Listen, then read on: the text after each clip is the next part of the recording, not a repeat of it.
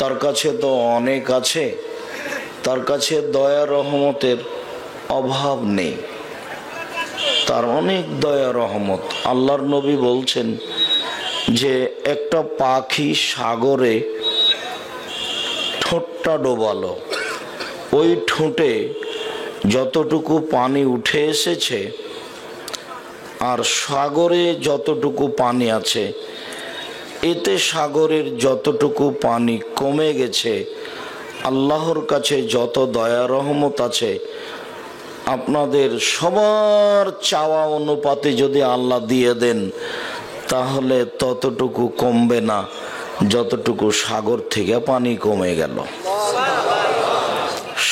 সাগর থেকে পানি কি বা কমলো, মানুষ তো আঁচ করতে পারবে না পাখির ঠোঁটে কতটুকুই বা পানি কমলো।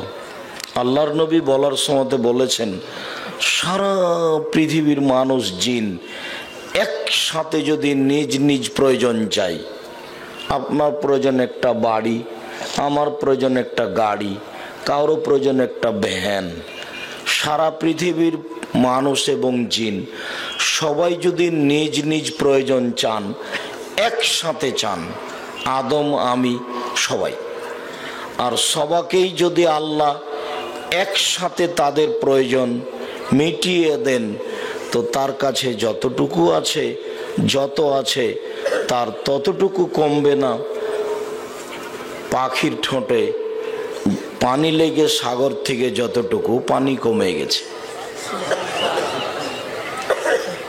এভাবেই রাসূল সাল্লাল্লাহু আলাইহি সাল্লাম বলেছেন, কাজেই ছেলে মেয়ের উপরে নিরাশা হওয়ার কিছু নেই।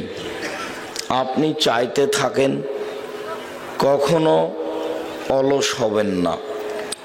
রাসূল সাল্লাল্লাহু আলাইহি সাল্লাম বলছেন, ইস্তাজাবু লিল আবদ মা লাম ইয়াদু বিইসমিন ওয়া কাতিয়াতি রাহিমিন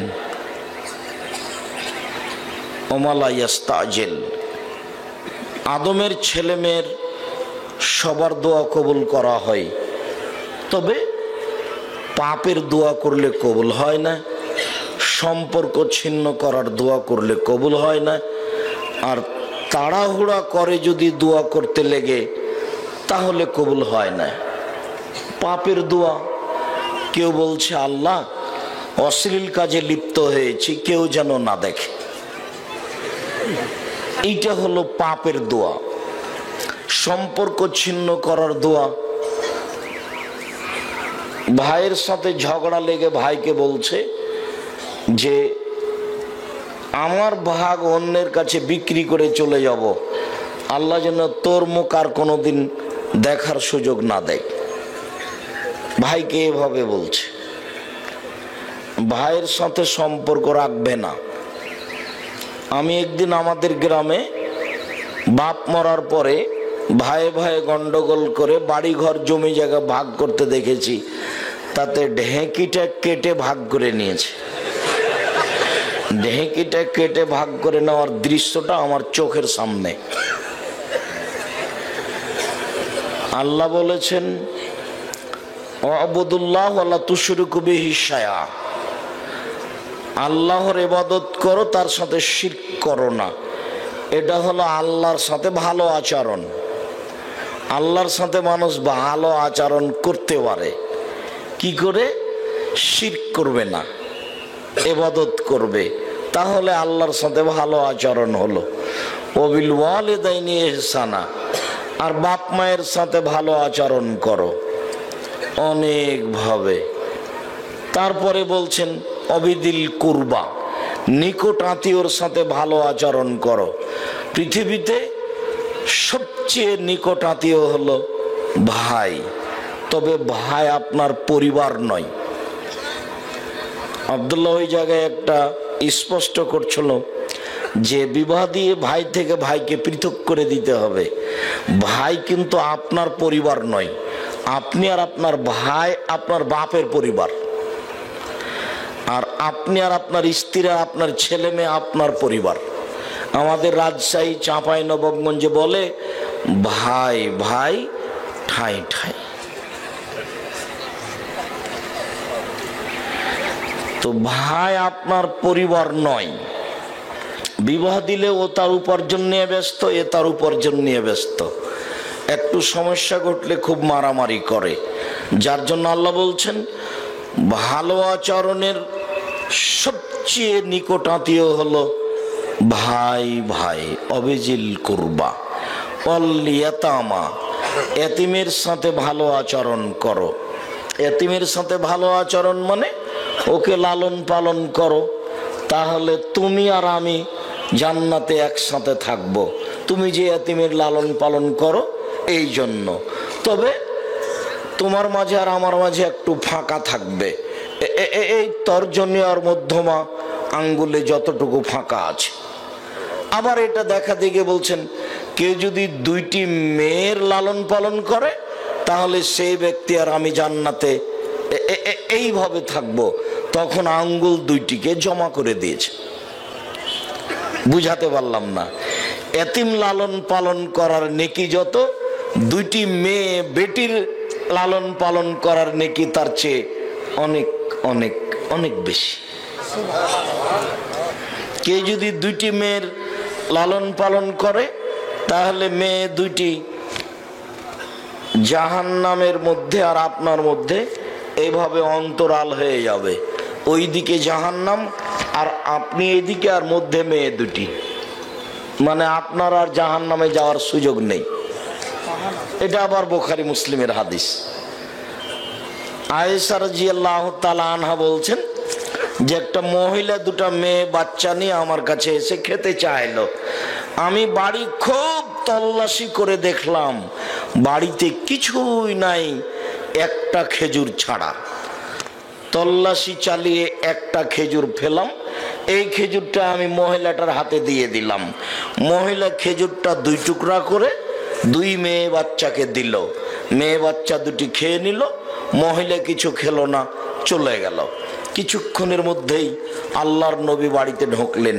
আমি বললাম আল্লাহর রাসূল একটি ঘটনা। কি? একজন মহিলা আসলো দুটি মেয়ে বাচ্চা নিয়ে খেতে চাইলো। আমি বাড়ি তল্লাশি করে দেখলাম বাড়িতে কিছু নেই, মাত্র একটি খেজুর। এই খেজুরটাই আমি ওই মহিলাটার হাতে দিয়ে দিলাম। মহিলা খেজুরটা দুই টুকরা করে অর্ধেক এক মেয়েকে দিল, অর্ধেক আর এক মেয়েকে দিল, নিজে খেলো না, তারপর চলে গেল। তখন আল্লাহ রাসূল সাল্লাল্লাহু আলাইহি ওয়াসাল্লাম বলছেন শোনো শোনো শোনো, কে যদি দুইটা মেয়ের লালন পালন করে তাহলে মেয়ে দুটি তার বাপের জন্য জাহান্নাম থেকে অন্তরাল হয়ে যাবে। ওই দিকে থাকবে জাহান্নাম আর এদিকে থাকবে তার বাপ, আর মধ্যে থাকবে মেয়ে দুটি। বুখারী মুসলিম। কথাটা এসেছে এতিমের সাথে সদাচরণ।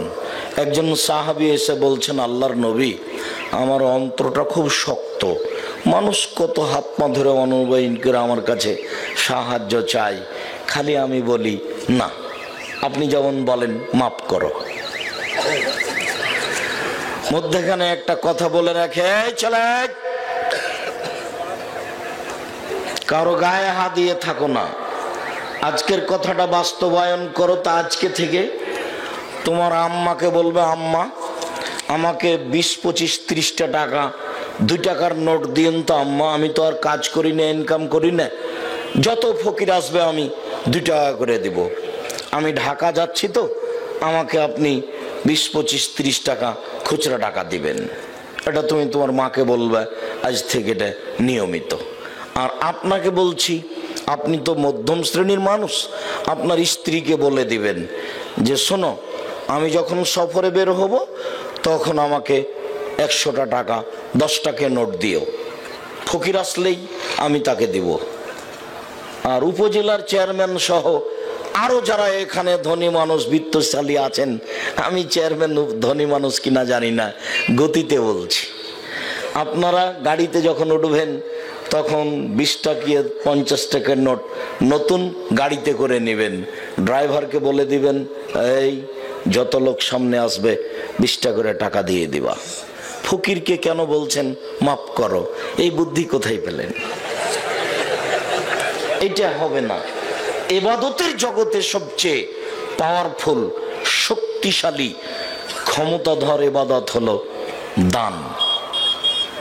বিচারের মাঠে সালাত আপনার অত উপকার করতে পারবে না দান যত উপকার করবে, তাহাজ্জুদ অত উপকার করতে পারবে না দান যত উপকার করবে, হজ আপনার তত উপকার করতে পারবে না দান যত উপকার করতে পারবে।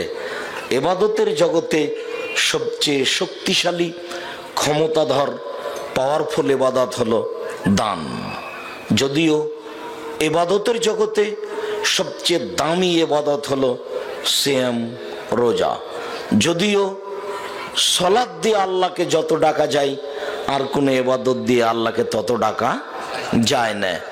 যদিও এই কথাই চূড়ান্ত যে এক ফোঁটা চোখের পানি দিয়ে আল্লাহকে যত সন্তুষ্ট করা যায় পৃথিবীর আর কোনো কিছু দিয়ে আল্লাহকে তত সন্তুষ্ট করা যায় না, যা আজকে বলবো ইনশাআল্লাহ। তারপরে বললেন অল ইয়াতামা অল মাসাকিন, মিসকিনের সাথে ফকিরের সাথে সদাচরণ করো। ফকির মিসকিনকে খেতে দিতে শিখতে হবে। আল্লাহর নবীকে জিজ্ঞাসা করা হলো, আল্লাহ রাসূল আইউল ইসলামে খায়রুন, মানুষের জীবনে সবচেয়ে ভালো কাজ কি? তখন আল্লাহ রাসূল বললেন তুতিমু তাম ওয়া তাকরাউস সালাম, তুমি দুস্থ গরিব ফকির মিসকিনকে খেতে দিবা, এটাই হলো তোমার জীবনে সবচেয়ে ভালো কাজ। মানুষের জীবনে সবচেয়ে ভালো কাজ কি?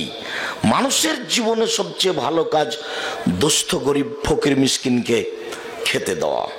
আর সালাম দিবেন, যাকে চিনেন তাকেও দিবেন, যাকে চিনেন না তাকেও দিবেন। মোবাইলে রিং হচ্ছে, অন করে হ্যালো বলবেন না, অন করে বলবেন আসসালামু আলাইকুম। হ্যালো কুকুরকে বলে ডাকে, কুকুর হ্যালো বলে।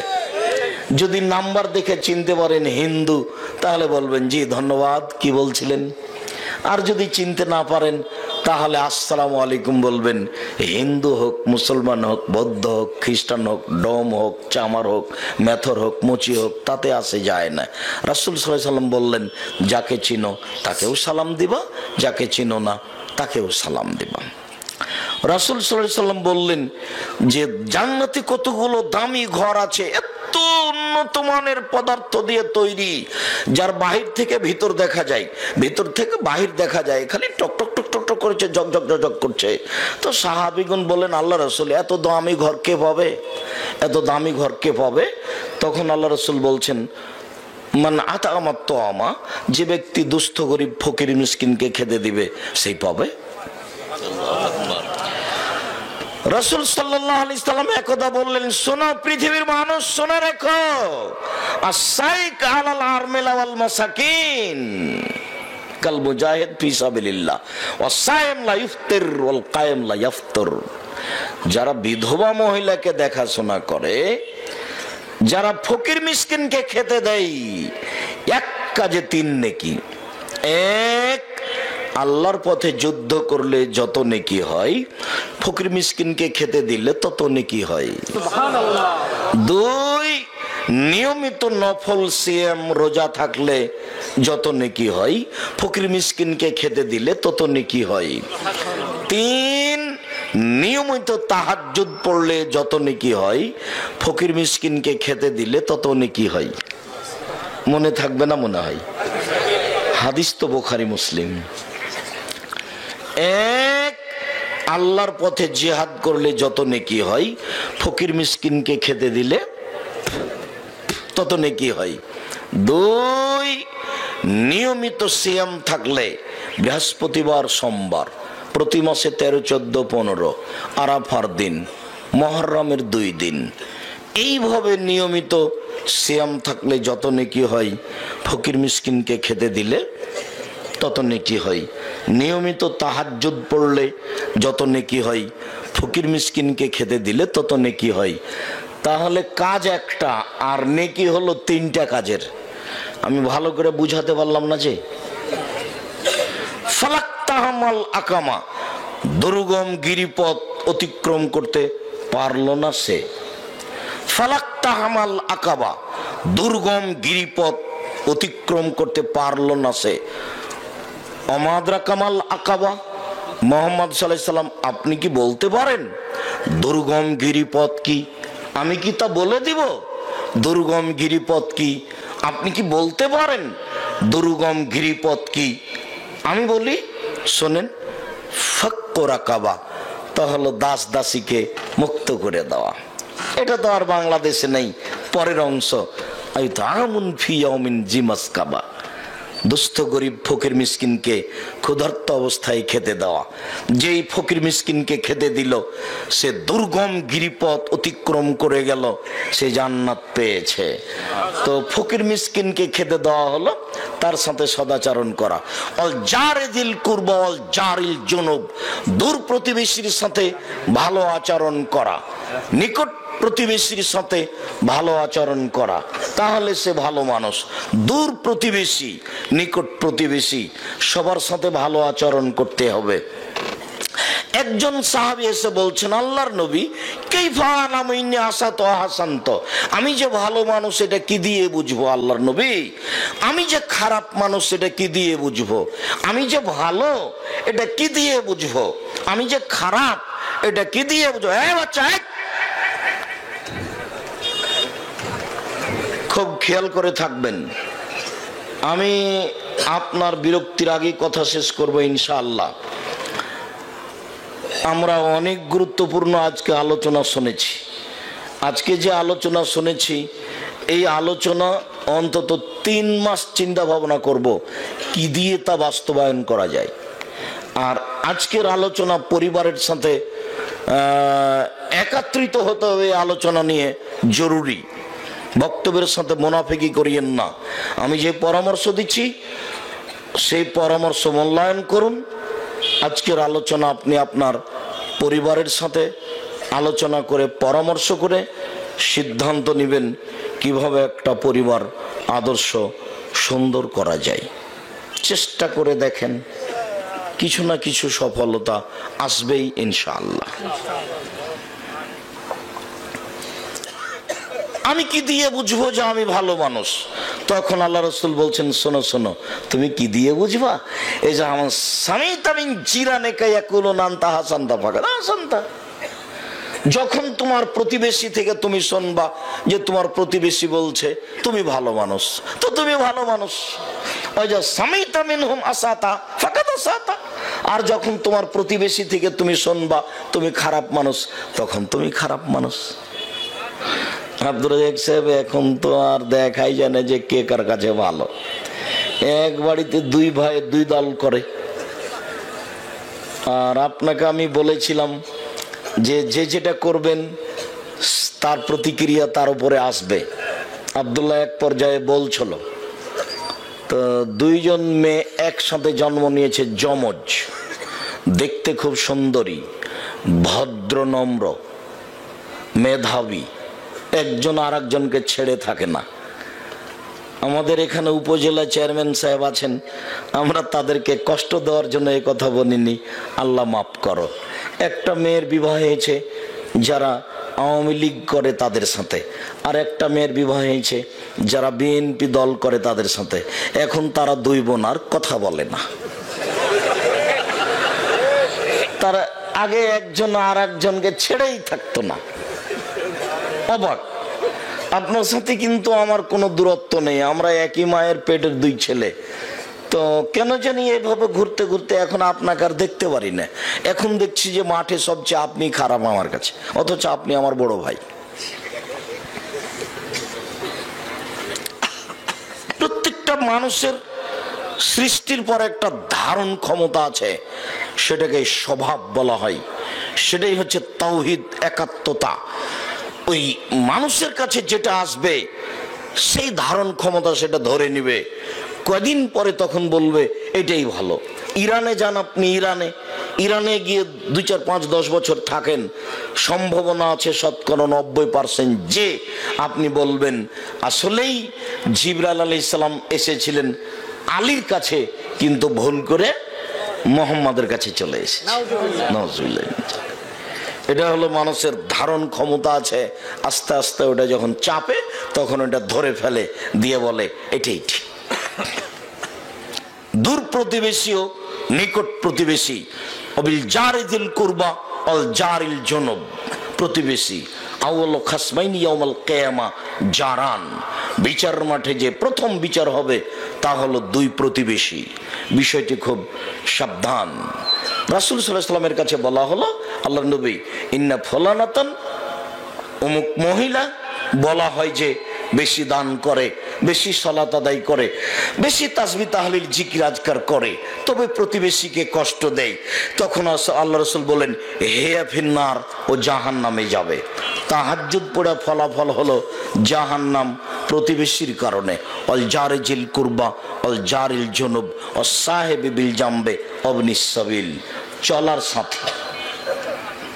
আপনি অটোতে বসে আছেন, ভালো কথা, থাকেন। আমি উঠেছি, আমার ব্যাগটা আপনার মাথায় লেগে গেছে। আপনি বললেন চট করে, হ্যাঁ কপালে চোখ নেই, আপনি দেখতে পান না। আরে আপনাকে তো ব্যাগটা লেগে যাবে আমি খেয়াল করিনি, আপনার গায়ে লেগে গেল সেই জন্য বলতে এভাবে বলতে হবে? তার মানে এর কাছে আচরণ স্বভাব বলে কোনো জিনিসই নেই। এ হলো ওই রিক্সাওয়ালার মতো, যে এর রিক্সাওয়ালার সাথে লেগে গেছে, এমন গালি দিল, ওটা আবার 1 মিনিট পর আর একজনের সাথে লেগে গেছে, ওই এমন গালি দিল, পাশাপাশি মনে হচ্ছে কেউ মানুষ নয়, কুকুর স্ত্রীর মতো হায়ানার মতো চলছে। তা আপনিও কি তাই? আপনি একজন জ্ঞানী গুণী মানুষ, স্কুলের শিক্ষক, আপনি গাড়িতে উঠে কন্ট্রাক্টর নাকি 20 টাকা বেশি চেয়েছে, দিনাজপুর যাবে, সেই কয়েকদিন আগে গেছিল 40 টাকা নিয়েছিল, আজকে নাকি 60 টাকা নিয়েছে বা 50 টাকা, 10 টাকার জন্য এমন লেগে গেল। 1 মিনিট পরে দেখছি ও একবার সিট থেকে ওটা দাঁড়িয়ে আছে, ওই ছেলেটাকে মারবে। তার মানে এই মাস্টারকে বলেছে স্বভাবই নেই, এ মানুষই নয়। রিক্সাওয়ালার সাথে আপনার এত ঝগড়া কেন? রিক্সাওয়ালা কত টাকা বেশি চেয়েছে? কন্ট্রাক্টরের সাথে আপনার এত ঝগড়া কেন? কন্ট্রাক্টর কত টাকা বেশি চেয়েছে? একটু ধৈর্য ধারণ করতে পারেন না? একটু থেমে থাকা যায় না? স্বভাব কেন এমন? সাহেবি বিল জামবে অবনিস সাবিল, পথিকের সাথে ভালো আচরণ করতে হবে। পথিকে নাকি মিথ্যুক, কি বলছে যে 200 টাকা দেন, আমার বাড়ি কুমিল্লা, টাকা আমার মায়ের নিয়েছে চোরে। আচ্ছা ধরে নিলাম যে মিথ্যে, 99%টাই মিথ্যে, তো একটা সত্যও তো হতে পারে। পথিক টাকা চাইলে 200 টাকা চেয়েছে, 200 টাকা না দিলেও 50 টাকা 20 টাকা দিয়ে ফিরিয়ে দিন, ধমকে মিথ্যুক বলে তাড়িয়ে দিন না, সত্য হতে পারে। ওমামালাকাত আয়মানুকুম, আর অধীনে যেসব মহিলা আছে, কাজের লোক, কর্মচারী, তাদের সাথে ভালো আচরণ করবেন। ইন্নাল্লাহ লা ইউহিব্বু কুল্লা মুখতালিন ফখুর, যারা গর্ব অহংকার করে, যারা কাজের মেয়েকে ঘৃণা করে, প্রতিবেশীর সাথে ভালো আচরণ করতে পারে না, আল্লাহ তাদেরকে পছন্দ করেন না। সম্মানিত দিনী ভাই বোন, কোন দিক থেকে কথাটা এসেছিল? সদাচরণের, তাই কথাটা বলে রাখলাম। পরিবারের উপরে সোচ্চার সাবধান হয়ে পরিবারকে আদর্শ করার প্রাণপণে চেষ্টা করবেন বলে আমরা আশাবাদী। মহান আল্লাহ বলেন, পৃথিবীতে হাজারো মানুষ আল্লাহর ভয়ে কেঁদে মাটিতে লুটিয়ে পড়ে, তাদের কান্নার শব্দ তাদের ভীতিকে আরো বেশি করে দেয়। আপনি হয়তোবা কোনো সময় কান্নাকাটি করতে পারছেন না, এর অর্থ এই নয় যে পৃথিবীতে কেউ কান্নাকাটি করে না, এ কথা নয়। পৃথিবীতে হাজারো পুরুষ নারী কেঁদে মাটিতে লুটিয়ে পড়ে, আহাল পরিবার, স্ত্রী, ছেলে মেয়ে নিয়ে ভালোভাবে থাকেন, তবে মাঝে মধ্যে কান্নাকাটি করে আল্লাহর কাছে প্রার্থনা করেন। চেষ্টা তো আছেই, তবে আল্লাহ রাসূল সাল্লাল্লাহু আলাইহি ওয়াসাল্লাম এই কথা বলেছেন, লা ইরাদ্দুত তাকদীর ইল্লা বিদুআ, তাকদীর পরিবর্তন করা হয় না, তবে দোয়া দিয়ে পরিবর্তন করা হয়। দোয়াও খুব শক্তিশালী জিনিস। পৃথিবী সৃষ্টির 50,000 বছর পূর্বে আপনার তাকদীর লেখা হয়েছে। যেদিন আপনি আপনার মায়ের পেটে 3-4 মাস, সেদিন আপনার তাকদীর লেখা হয়েছে। আপনি খুব প্রার্থনা করছেন, কান্নাকাটি করছেন, খুব কান্নাকাটি করছেন, করতে করতে আল্লাহ যদি দেখেন সত্যি আপনি দোয়া করছেন, তখন আল্লাহ যেটা লিখে রেখেছেন ওটা কেটে দিয়ে নতুন লিখে দিবেন। এতক্ষণে কথাটা মনে পড়েছে, কোথা থেকে ফিরে গেছিলাম। রাসূল সাল্লাল্লাহু আলাইহি সাল্লাম বললেন, সব মানুষের দোয়া প্রার্থনা কবুল করা হয়, তবে পাপের জন্য দোয়া করলে কবুল হয় না, তবে সম্পর্ক ছিন্ন করার জন্য দোয়া করলে কবুল হয় না। মানুষের সাথে ভালো আচরণ করতে হয়, আচরণের কথা এখানে এসেছিল। 3, তাড়াহুড়া করলে দোয়া কবুল হয় না। সাহাবীগণ বলছেন, আল্লাহর নবী, আগের 2টা তো ভালো বুঝেছি। 1, পাপের জন্য দোয়া করলে কবুল হয় না, এটা খুব ভালো বুঝেছি, এটাও খুব ভালো বুঝেছি, কিন্তু তাড়াহুড়া করলে দোয়া কবুল হয় না, এইটা যে ভালোভাবে বুঝতে পারলাম না, এইটা কি? তখন রাসূল সাল্লাল্লাহু আলাইহি ওয়াসাল্লাম বলছেন, শোনো, এটা বুঝতে পারলে না? একুলো মানুষ বলে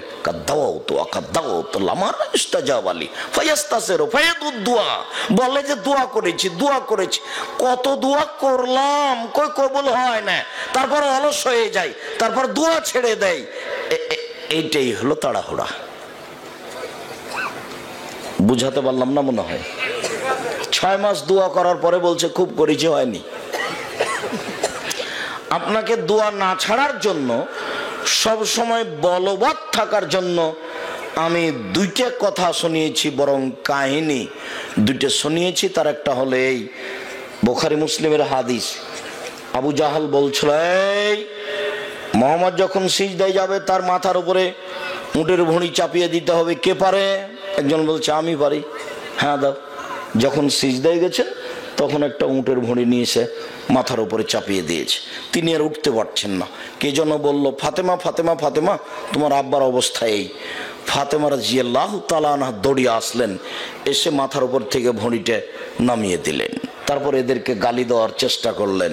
আল্লাহ রাসূল উঠে তাদের জন্য বদদোয়া করলেন, আল্লাহ উতবাকে, শাইবাকে, ওয়ালিদ বিন মুগীরাকে, আবু জাহালকে এদের ধ্বংস করো। অপমান হয়ে তিনি তাদের বদদোয়া করলেন। এই বদদোয়া কবুল হলো 12 বছর পরে বদরের যুদ্ধে।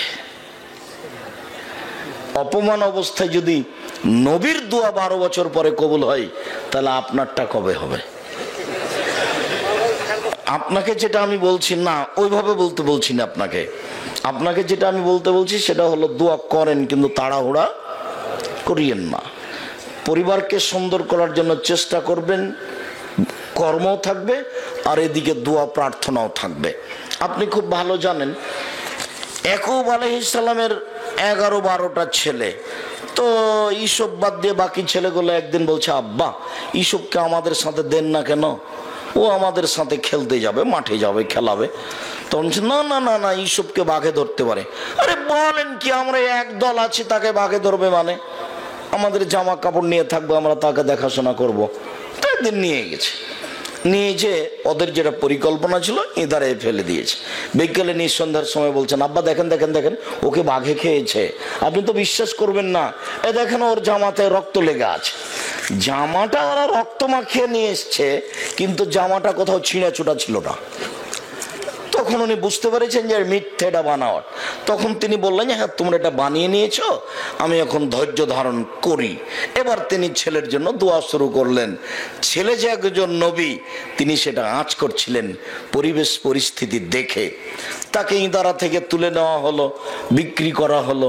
বাদশাহ নিয়ে গেলেন, স্বামী স্ত্রী তার লালন পালন করলেন অনেক দিন।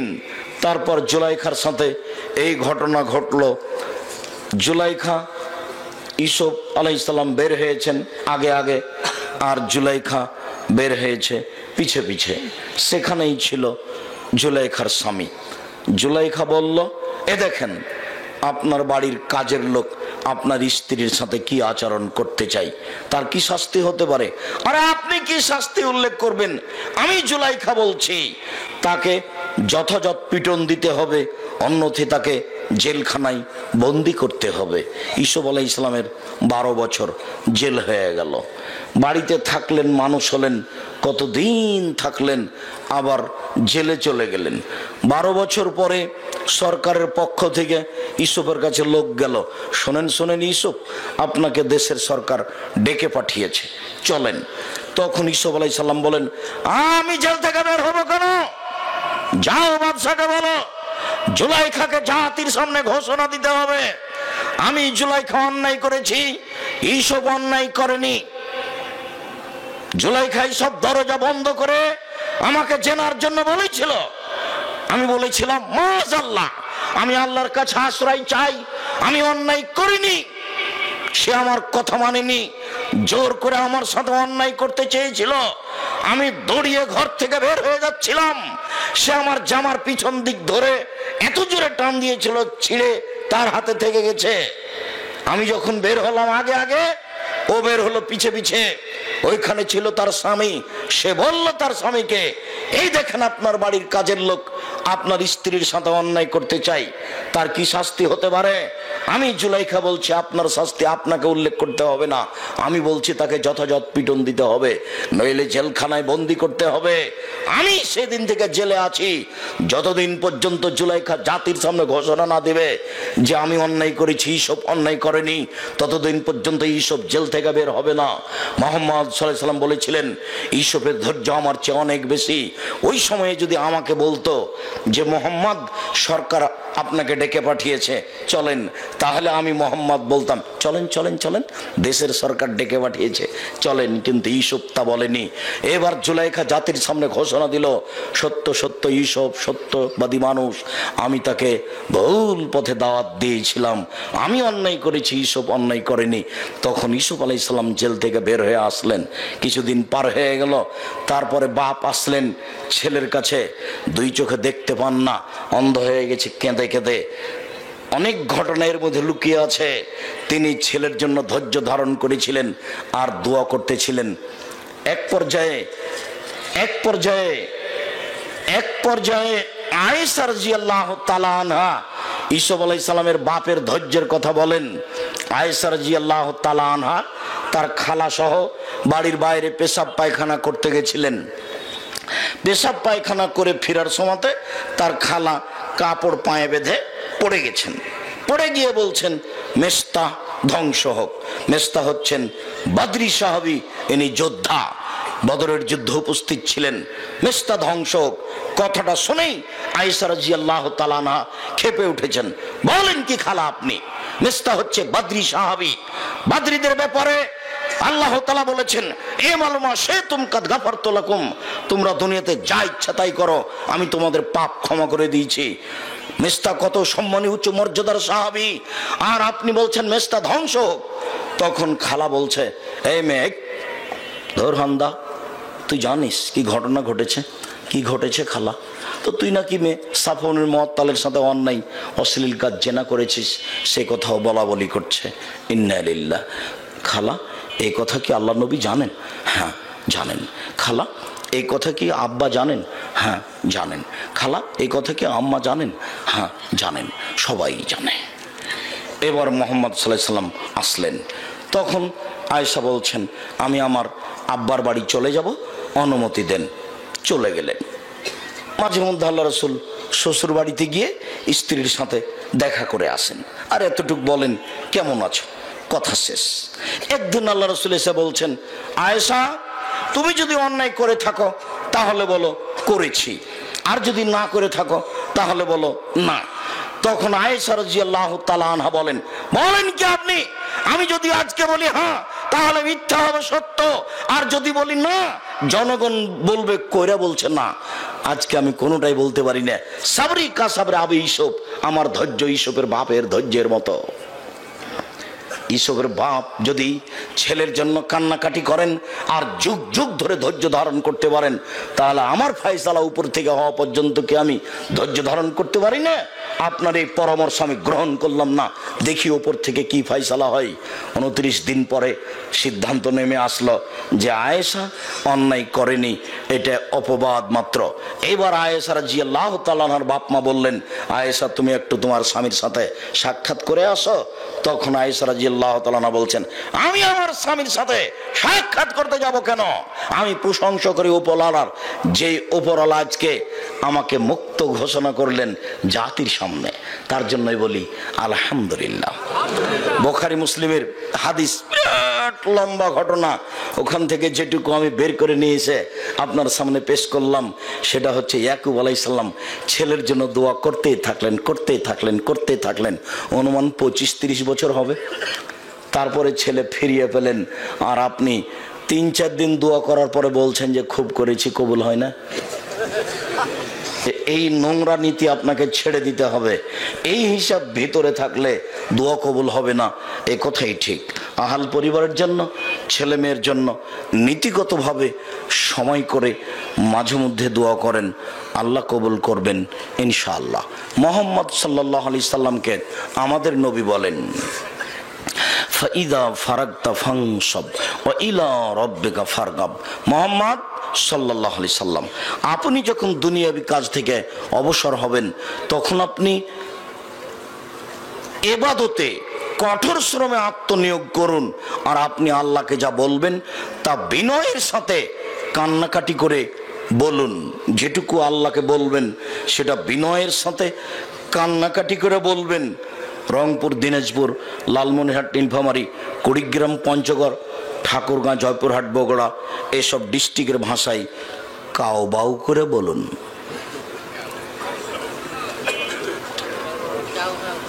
ময়মনসিংহ, জামালপুর, নেত্রকোনা, শেরপুর এসব ডিস্ট্রিক্টের ভাষায় কাড়ু বাড়ু করে বলুন। ঢাকা, গাজীপুর, নরসিংদী, নারায়ণগঞ্জ, মানিকগঞ্জ, মুন্সিগঞ্জ এসব ডিস্ট্রিক্টের ভাষায় কাকতি মিনতি করে বলুন। চাঁপাইনবাবগঞ্জ, নাটোর, নওগাঁ, রাজশাহী এসব ডিস্ট্রিক্টের ভাষায় হাত পা ধরে বলুন। এমন বলতে হবে, হাত নামাতেই হবে না, বলতে হবে যে হাত নামাবো না, আমার ছেলেটাকে তুমি কবুল করো, তার আগে হাত নামাবো না। আমার বাপকে ক্ষমা করো, তারপরে হাত নামাবো। হাত তুলে দোয়া করবেন। হাত তুলে দোয়া করতে আমরা বলছি, আমি কোনোদিন হাত তুলে দোয়া করতে নিষেধ করিনি। রাসূল সাল্লাল্লাহু আলাইহি সাল্লাম বলেছেন, হাত তুলে দোয়া করলে আল্লাহ খালি হাত ফিরিয়ে দিতে লজ্জা পান। আমি দোয়ার বইয়ে প্রায় 42টি সহিহ হাদিস উল্লেখ করেছি হাত তুলে দোয়া করার। 36টি হাদিস পেশ করেছি শুধু বুখারী, মুসলিম থেকে। 16টি স্থান উল্লেখ করেছি কোথায় হাত তুলে দোয়া করতে হবে, কোথায় কোথায় হাত তুলে দোয়া করতে হবে। সময়ে সময়ে তা পেশও করেছি আপনার সামনে। তার দু একটু নমুনা একটু দেখেন, এদিকে দেখেন, এদিকে দেখেন। আয়েশা রাদিয়াল্লাহু তাআলা আনহা বলেন, আল্লাহর নবী রাতে আসলেন আমার ঘরে, এসে কাপড় চোপড়, জুতা স্যান্ডেল রেখে দিলেন। তারপর তিনি আমার পাশে শুয়ে গেলেন।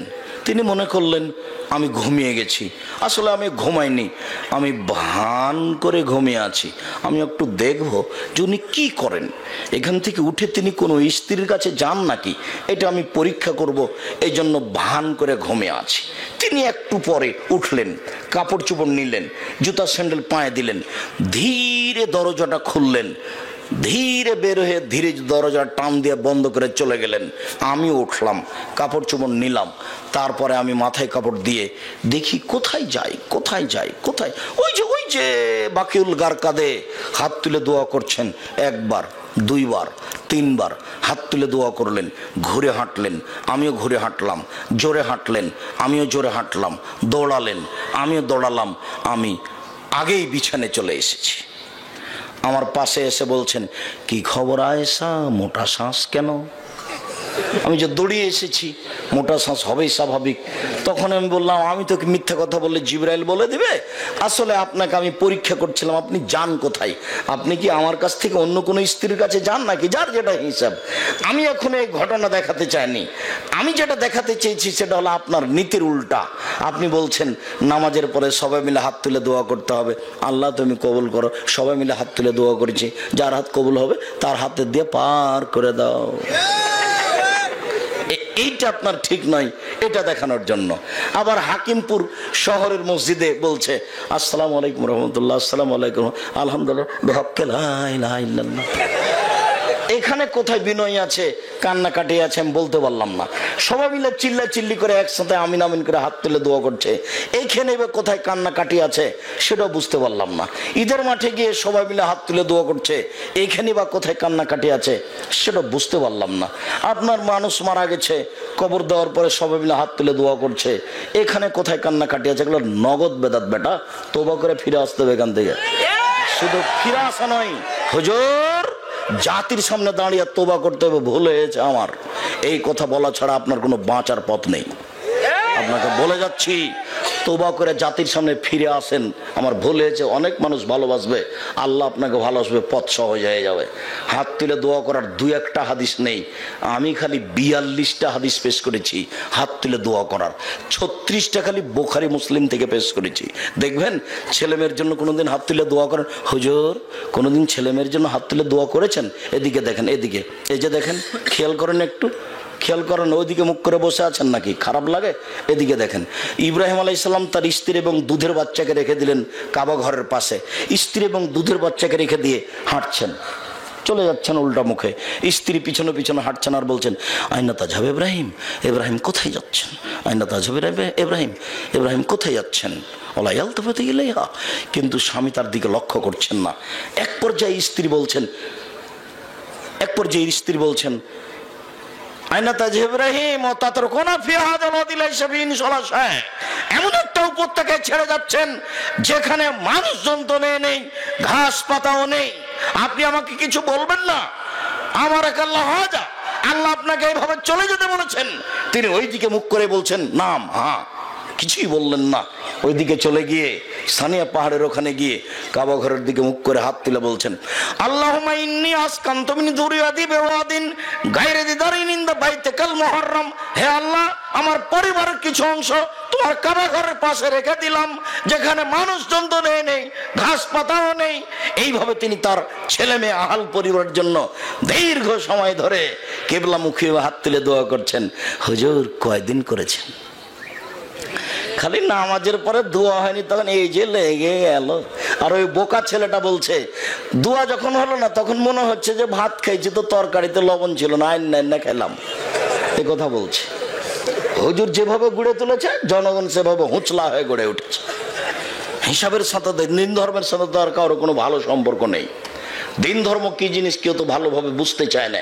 সম্মানিত দিনী ভাই বোন, যুদ্ধ শুরু হয়ে গেছে, বদরের যুদ্ধ। রাসূল সাল্লাল্লাহু আলাইহি ওয়াসাল্লাম হাত তুলে দোয়া করে বলছেন আল্লাহুম্মা ইন তুহলিক হাযিহিল ইসাবা লা তুবাদু ফিল আরদি ইলা ইয়াউমিল কিয়ামা, আল্লাহ আজ যদি বদরের মাঠে তুমি 313 জন লোককে ধ্বংস করে দাও, কিয়ামত পর্যন্ত তোমাকে ঢাকার মতো কোনো মানুষ থাকবে না। এইভাবে তিনি হাত তুলে দোয়া করছেনই। এক পর্যায়ে আবু বকর সিদ্দিক রাদিয়াল্লাহু তাআলা রাসূলের কাঁধে হাত দিয়ে বলছেন এক ফিকা, আরে যা দোয়া করেছেন এতে আমরা পার হয়ে যাব, আর দোয়া করা লাগবে না। কই রাসূল সাল্লাল্লাহু আলাইহি ওয়াসাল্লাম সাথ দিলেন না? আবু বকর সিদ্দিক রাসূলের সাথে সাথ দিলেন না, হাত তুলে দোয়া করছেন, বিপদে পড়ে মুহাম্মদ সাল্লাল্লাহু আলাইহি সাল্লাম। কিন্তু আবু বকর সিদ্দিক সাথ না দিয়ে বলছেন হয়েছে। প্রথম হাদিসটা আবার ফিরে যাই, রাসূল সাল্লাল্লাহু আলাইহি সাল্লাম কবরস্থানে গিয়ে হাত তুলে দোয়া করলেন। পৃথিবীতে সবচেয়ে দামি মানুষ নবী রাসূল ব্যতীত আবু বকর সিদ্দিক রাদিয়াল্লাহু তাআলা আনহু। একটু যাওয়ার সময় বললেন না আবু বকর সিদ্দিক চলেন যাই একটু কবরস্থানে হাত তুলে দোয়া করে আসি, বলে যাননি? পৃথিবীর দ্বিতীয় মহামানব যিনি রাস্তায় হাঁটলে শয়তানের সে রাস্তায় হাঁটার কোনো সুযোগ নাই, এত বড় মহামানব ওমর রাদিয়াল্লাহু তাআলা একটু বলে গেলেন না যে চলেন একটু কবরস্থানে গিয়ে হাত তুলে দোয়া করে আসি? পৃথিবীর সবচেয়ে দামি মহিলা পাশে শুয়ে আছেন, ঘুমিয়ে রেখে চলে গেলেন, একটু বলে গেলেন না আয়েশা তুমি থাকো, আমি একটু কবরস্থানে হাত তুলে দোয়া করে আসি, আর না হলে চলো না। কিছু বললেন না, একাই চলে গেলেন হাত তুলে দোয়া করতে কবরস্থানে। রাসূলের সুন্নাতকে মেনে চলেন, ভালো হবে। এই চলে তোমার সাথে আর একটা কথা, তোমার হুজুর বলেছে আল্লাহর নবী গায়েবের খবর জানতেন, আল্লাহর নবী গায়েবের খবর জানতেন। আরে বউ পাশে ভান করে ঘুমিয়ে আছেন, এটুকুই তিনি জানতে পারলেন না, আর আল্লাহর নবী গায়েবের খবর জানতেন মানে বুঝাতে পারেনি কথা। আল্লাহ রাসূলের স্ত্রী নিজে বলছেন যে আমি ভান করে ঘুমিয়ে আছি, পাশে নিজের স্ত্রী ভান করে ঘুমিয়ে আছেন, এটাই তিনি বুঝতে পারলেন না। উঠে চলে গেলেন, সাথে সাথে স্ত্রী উঠলেন, তার মানে ভান করে ঘুমিয়ে আছেন এটা তিনি বুঝতে পারেননি। তিনি গায়েবের খবর জানবেন কি করে? তোমার হুজুর এ কথা মিথ্যে বলেছে। বলছিলাম মহান আল্লাহ বলেন আমাদের নবীকে মুহাম্মদ সাল্লাল্লাহু আলাইহি সাল্লাম, আপনি যখন দুনিয়াবী কাজ থেকে অবসর হবেন তখন আপনি ইবাদতে কঠোর শ্রমে আত্মনিয়োগ করুন, আর আপনি আমাকে যা বলবেন তা বিনয়ের সাথে কান্নাকাটি করে বলুন। আমি 20 রাকাত তারাবি নামাজ পড়তে আপনাকে আমি নিষেধ করিনি, আপনি 8 রাকাত পড়েন আর 20 রাকাত পড়েন, যা ভাল লাগে করেন, যেটা ঠিক হবে সে অনুপাতে ফল হবে বিচারের মাঠে। সেদিন দেখা যাবে ভালো মন্দ। কিন্তু 10 রাকাত যখন হয়েছে তখন বলছেন বাপরে বাপ, আরো 10 রাকাত আছে। তো এইখানে কোথায় কান্নাকাটি আছে আর বিনয় আছে সেটা আপনি বলেন। আমি আপনার সাথে 20 আর 8 নিয়ে হুড়াহুড়ি করতে আসিনি, ওগুলো আমি বলতে চাই না। আমি কোনোদিন আমার জীবনে 90 সাল থেকে নিয়ে এখন পর্যন্ত আমি কোনোদিন অপ্রয়োজনীয় বাক্য বলিনি। 90 সাল থেকে নিয়ে এখন পর্যন্ত আমি কোনোদিন কেসা কাহিনী বলিনি। 90 সাল থেকে নিয়ে এখন পর্যন্ত আমি কোনোদিন কারোর বিরুদ্ধে কথা বলিনি। 90 সাল থেকে নিয়ে এখন পর্যন্ত আমি কোনোদিন কোনো মাঝহাব নিয়ে কথা বলিনি। 90 সাল থেকে নিয়ে এখন পর্যন্ত আমি কোনোদিন জনগণের কাছে, জাতির কাছে পথ খরচ পাতেও চাইনি। কেউ যদি কোনোদিন বলে দিতে পারে যে আমাকে একটু পথ খরচ দিতে হবে, তাহলে আমি আর জাতির সামনে কোনোদিন কথা বলবো না। আজ থেকে নিয়ে 25, 26, 30 বছর আগে এই এলাকায় বক্তব্য দিতে এসেছিলাম। সেদিন ছিলেন ইনি, আরও বসে আছেন আমার ডান পাশে, তাকেও বলতে হবে সেদিন আব্দুর রাজ্জাক সাহেব আমার কাছে কোনোদিন টাকা চেয়েছিল কিনা। কেউ খালি বলে দিতে পারলে আমি জাতির সামনে আর কোনোদিন বক্তব্য দিতে যাব না। পয়সার বিনিময়ে বক্তব্য দিতে যাচ্ছে এটা আমার মনে বলে না। যদিও আমার ভয় হচ্ছে মানুষ যতটুকু দিচ্ছে সেটুকুরই বা কী হবে বিচারের মাঠে, আমার অনেক সময় ভাবতে ভারী লাগে। যার জন্য টাকা পয়সা মানুষে যা দেয় সব জামিয়া সালাফিয়ায় যাও, ফিসাবিল ওই দিকে যাও। আপনাদের জামিয়া সালাফিয়ায় যদি আমি অ্যাকশন দেখাই, আমি তার টাকা দিয়ে দিই, আমার নামে ভাউচার আছে। কোনোদিন যদি জামিয়া সালাফিয়া ডাঙ্গিপাড়া পবা রাজশাহী যান, তাহলে বলবেন আব্দুর রাজ্জাক সাহেবের নামে যে ভাউচার আছে, ভাউচার ফেলটা দেখি তিনি কয়দিন খেয়েছেন, কত টাকা দিয়েছেন। যদি কোনোদিন জামিয়া সালাফিয়া রূপগঞ্জ, নারায়ণগঞ্জ যান, তাহলে বলবেন যে দেখি ওনার নামে যে ভাউচার ফাইলটা আছে সেটা দেখি কয়দিন উনি টাকা দিয়েছেন, দেখতে পারেন। আমার বিচার হতে পারে জনগণের কাছ থেকে আমি টাকা চাচ্ছি, সেজন্য আমি ফাইল রেখে দিয়েছি। সম্মানিত দিনী ভাই বোন, আমার মনে বড় স্বাদ, আমি এদেশের মাটিতে উন্নত মানের প্রতিষ্ঠান গড়বই ইনশাআল্লাহ, যে কোনো মূল্যে। আমার মনে বড় স্বাদ, আমার মনে বড় স্বাদ, এই দেশের মাটিতে আমি উন্নত মানের প্রতিষ্ঠান গড়বই ইনশাআল্লাহ, যেখানে ছেলে মেয়েরা বাংলা, ইংরেজি, আরবি উন্নত মানের শিক্ষা অর্জন করে জাতির অন্যায়ের বিরুদ্ধে লড়বে মুখে কলমে মিডিয়ায়। তার একটা মিডিয়া হচ্ছে আপনার ওই অনলাইন আল ইতেসাম টিভি, তারই একটা কলম হচ্ছে মাসিক আল ইতেসাম পত্রিকা। তারই ফলাফল এদেশের মাটিতে যারা দিন প্রচার করছে, আমি বড় আশাবাদী, আমি কাজে সফল হবই ইনশাআল্লাহ। আমার সফলতার যেটা বড় সাহস সেটা হলো এই, আমি 10 পয়সার ক্ষতি করি না, এটাই আমার সাহস। এক মাসে বেতন লাগে আমাকে 15 লক্ষ, প্রায় ডিসেম্বর পর্যন্ত। এখন জানুয়ারি পড়েছে, জানুয়ারির 30 তারিখে কত টাকা বেতন লাগবে তা আমি এখন বলতে পারছি না, তবে 15 লক্ষ পার হয়ে উপরে যাবে কত তা এখন আমার কাছে হিসাব নেই। এক মাসে বেতন লাগে প্রায় 15 লক্ষ। আর এখন 2 প্রতিষ্ঠানে প্রতিদিন অনুমান লেবার মিস্ত্রি বিল লাগে 10,000 থেকে নিয়ে 40,000 পর্যন্ত একদিনের বিল। 10,000, 15,000, 20,000 আছে, 30,000 আছে, 40,000 আছে। আমার অনুমান মাঝে মধ্যে কোনোদিন 10,000, কোনোদিন 20,000, কোনোদিন 30,000, এইভাবে লেবার মিস্ত্রি বিল লাগে 10,000 থেকে 40,000 পর্যন্ত। কাজে আমি সফল হবই ইনশাআল্লাহ। আমি যার কারণে দোয়ার দরখাস্ত রাখি, কোনো সময় অন্য কিছু চায় না, খালি একটু বলবেন আল্লাহ আব্দুর রাজ্জাক সাহেব যে প্রতিষ্ঠান করছে এটা তুমি কবুল করো ইনশাআল্লাহ, তাহলে আর কোনো সমস্যা হবে না। উপরে যদি একটু নড়চড় হয়ে যায়, সারা দুনিয়া মিলে যদি চেষ্টা করেন কিছু হবে না। আর উপর যদি ঠিক থাকে, সারা দুনিয়া যদি উল্টে যায়, তাহলে সেটার পরিবর্তন হবে না, সেটা তার নিজের গতিতেই চলবে। যার কারণে আমি আপনাদেরকে জামিয়া সালাফিয়া ডাঙ্গিপাড়া পবা রাজশাহী, জামিয়া সালাফিয়া রূপগঞ্জ, নারায়ণগঞ্জ, ঢাকা এইসব প্রতিষ্ঠানকে মূল্যায়ন করার জন্য অনুরোধ জানাই। আর দুটাতেই সম্মেলন হয়, সম্মেলনে যাওয়ার জন্য অনুরোধ জানাই। আজকে ভালোবাসেছেন, বহু মানুষ উপস্থিত হয়েছেন, সবাইকে যেতে হবে। 13-14 ফেব্রুয়ারি জামিয়া সালাফিয়া ডাঙ্গিপাড়া পবা রাজশাহী দেখতে হবে। আহলে হাদিসের সঠিক আকীদার সারা বাংলাদেশে সবচেয়ে বড় মসজিদ, খালি মসজিদই 1 একর জমির উপরে, 90% জমির উপরে মসজিদ, যাতে একতলায় 3,000 মুসল্লি সালাত আদায় করতে পারবে। সরকারিভাবে সাহসী করা কঠিন আছে, মসজিদ করব কি করব না। উপজেলা চেয়ারম্যান যদি এরকম মসজিদ করব বলে দরখাস্ত করে এমপি মন্ত্রীর কাছে, তাহলে অন্তত 2 বছর 3 বছর খালি কেটে যাবে এটা পাস হয়ে আসতে। 6 মাস পার হয়ে যায় ওটা পাস হয়ে আসতে। আর সৌদি আরব, কুয়েত, কাতারে যদি এটা ছবি দেখান তো ভাববে যে এটা কি করে যে হবে, কত টাকা লাগবে, কিভাবে করা যায়, কোথায় বা ছবি, কোথায় বা কি। ছবি করতে করতে যাবে, দেখবেন কিছুই হয়নি। যা দেখে আসেন, আল্লাহর অশেষ রহমত। যাওয়া দরকার। বাইতুল হামদ জামে মসজিদ, বাইতুল হামদ। আমি আপনাকে সহযোগিতা করতে বলিনি, তবে এখানে সহযোগিতা করলে, আমি কথা বলেছি, পতিতালয়ের মহিলা যদি কুকুরকে পানি পান করে জান্নাত যেতে পারে, তাহলে জামিয়া সালাফি কেউ যদি 10 টাকা দান করে, তাহলে সে জান্নাত যাবে বলে আমার আশাবাদী আমি। কেন এটা সঠিক আকীদার প্রতিষ্ঠান, এখানে কোনো শিরক বেদাত নেই, নিখুঁত শিক্ষা, ত্রুটি মুক্ত এবং কোনো স্বার্থ আছে বলে আমি বুঝতে পারি না। আমি নিজে পরিচালক হয়ে যেহেতু বুঝতে পারি না, কাজে এখানে কোনো সন্দেহ আছে এটা আমি মনেও করি না। সহযোগিতা পরে, দোয়া আগে, এটা আমার সবসময় দাবি। সহযোগিতা করেন, জনগণের সহযোগিতাই চলে।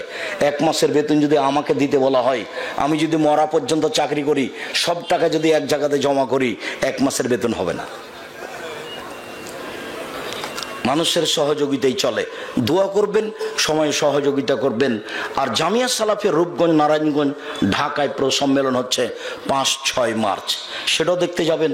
এইটা প্রায় 18 থেকে 20 বিঘা জমির ওপরে রাজশাহী, আর ওটা প্রায় 14 থেকে 16 বিঘা জমির ওপরে যেটা রূপগঞ্জ। এদেশের মাটিতে সবচেয়ে বড় এরিয়া নিয়ে প্রতিষ্ঠান, এত বড় এরিয়া নিয়ে এদেশের মাটিতে কওমি বেসরকারি কোনো প্রতিষ্ঠান নেই, যার নাম জামিয়া সালাফিয়া। সম্মানিত দিনী ভাই বোন, আপনাকে আমি বলছিলাম, আল্লাহর কাছে কান্নাকাটি করে আপনার বিষয়টি পেশ করুন, কবুল হবে ইনশাআল্লাহ। আনাস রাদিয়াল্লাহু তাআলা আনহু বলেন, খাতাবা রাসূলুল্লাহ সাল্লাল্লাহু আলাইহি সাল্লাম খুতবাতান, আল্লাহ রাসূল একদা বক্তব্য দিলেন, মা সামিতু মিসলাহা কাত্ত, এত গুরুত্বপূর্ণ বক্তব্য আমি জীবনে কোনোদিন শুনিনি। তিনি বললেন, লা তা'লামুনা মা আ'লামু লা বাকাইতুম কাসীরা ওয়া লা যায়তুম কালিলা। পৃথিবীর মানুষ, তোমরা যদি আল্লাহকে চিনতে আমি যেমন চিনি, পৃথিবীর মানুষ তোমরা যদি আল্লাহকে জানতে আমি যেমন জানি, তাহলে তোমরা বেশি বেশি কাঁদতে, কম কম হাসতে। হাদিস বুখারী মুসলিম। সম্মানিত দিনী ভাই বোন, আপনার কোনো সময় কান্নাকাটি করার সময় হয়? এখন তো টাকা পয়সা অনেক, ছেলে মেয়ে চাকরি বাকরি করে, নাতি নাতনি বাড়িতে ভর্তি। ও নানিমণি কেমন আছো নানিমণি? সব নানিমণি নাতনি নাতিকে নিয়ে ব্যস্ত, সব আছে, আনন্দ ফুর্তিতে দিন কাটছে। কান্নাকাটি করার মতো কোনো সময় নেই। ছেলে বড় চাকরি করে, হাকিমপুর বাড়ি, দিনাজপুর অন্তর্গত উপজেলা হাকিমপুর। ছেলে হচ্ছে ঢাকা পিজি হাসপাতালের বড় ডাক্তার, 2.5 লক্ষ টাকা বেতন। বাড়িতে এসেছে, বাপ মা খুব খুশি, সবার সামনে গল্প করছে, আমার ছেলে পিজি হাসপাতালের বড় ডাক্তার। এবার ছেলে এসে গাড়ি থেকে নামলো, দেখা গেল প্যান্ট পরে আছে, প্যান্টটা টাকানোর নিচে আছে, দাড়ি চাঁচা আছে, গলায় টাই আছে, হাতে সিগারেট আছে। এইভাবে ছেলেটা গাড়ি থেকে নামলো। একটু পরে বৌমা গাড়ি থেকে নামলো, হালকা হালকা গায়ে কাপড় আছে। তারপর নাতনি গাড়ি থেকে নামলো, হাতে পুতুল আছে, পরনে কাপড় নেই। একটু পরে দেখা গেল যে খালি গাড়ির পিছন দিকে কুকুর আছে। গাড়ির পিছনে কি আছে? কুকুর আছে। ছেড়ে 2.5 লক্ষ টাকা মাসে বেতনে চাকরি করে, বাপ খুব খুশি, দিনরাত ছেলের গল্প করে, আর নাতনিকে নিয়ে খুব খুশিতে দিন কাটাই। কখন কান্নাকাটি করতে হবে এটা সে ভুলে গেছে। কান্নাকাটি করা লাগে এটা তার মনে নেই। সম্মানিত দিনী ভাই বোন, ইবনে আব্বাস রাদিয়াল্লাহু তাআলা আনহু বলেন, রাসূল সাল্লাল্লাহু আলাইহি ওয়াসাল্লাম বলেছেন, আইনানে লা তামাসসুমান নার, 2 শ্রেণীর চক্ষু, 2 শ্রেণীর মানুষ, তাদেরকে আগুন স্পর্শ করবে না, ওরা জাহান্নামে যাবে না। 1, আল্লাহর ভয়ে কাঁদে যে, সে জাহান্নামে যাবে না। 2, আল্লাহ রাস্তায় পাহারা দেয় যে, সে জাহান্নামে যাবে না। আবু হুরায়রা রাদিয়াল্লাহু তাআলা আনহু বলেন, রাসূল সাল্লাল্লাহু আলাইহি সাল্লাম বলেছেন, লা ইয়ালাজার রাজুলুন নারা বাকা মিন খাশিয়াতিল্লাহ হাত্তা ইয়ালাজাল লাবানু ফি জারে। আল্লাহর ভয়ে কাঁদে যে, তার জাহান্নামে যাওয়া ওইরকমই অসম্ভব। গাভীর বান থেকে চাপ দিয়ে দুধ বের করে ভিতরে ঢোকানো যেমন অসম্ভব, গাভীর বাঁট থেকে দুধ বের করে ভিতরে ঢোকানো যেমন অসম্ভব, আল্লাহর ভয়ে কাঁদে যে, তার জাহান্নামে যাওয়া তেমনি অসম্ভব। এরকম কাজ একটা গ্রহণ করুন, আপনার জন্য ভালো হবে। মুআবিয়া ইবনে হাওদা রাদিয়াল্লাহু তাআলা আনহু বলেন, রাসূল সাল্লাল্লাহু আলাইহি সাল্লাম বলেছেন, সালাসাতু উয়ুনিন লা তারাহুমান নার, তিন শ্রেণীর চক্ষু, তিন শ্রেণীর মানুষ, ওদেরকে জাহান্নাম দেখবে না, ওরা জাহান্নামে যাবে না। এক, বাকাত মিন খাশিয়াতিল্লাহ, ওই চক্ষু ওই মানুষ যে আল্লাহর ভয়ে কাঁদে। দুই, হারাসাত ফি সাবিলিল্লাহ, ওই চক্ষু ওই মানুষ যে আল্লাহর রাস্তায় পাহারা দেয়।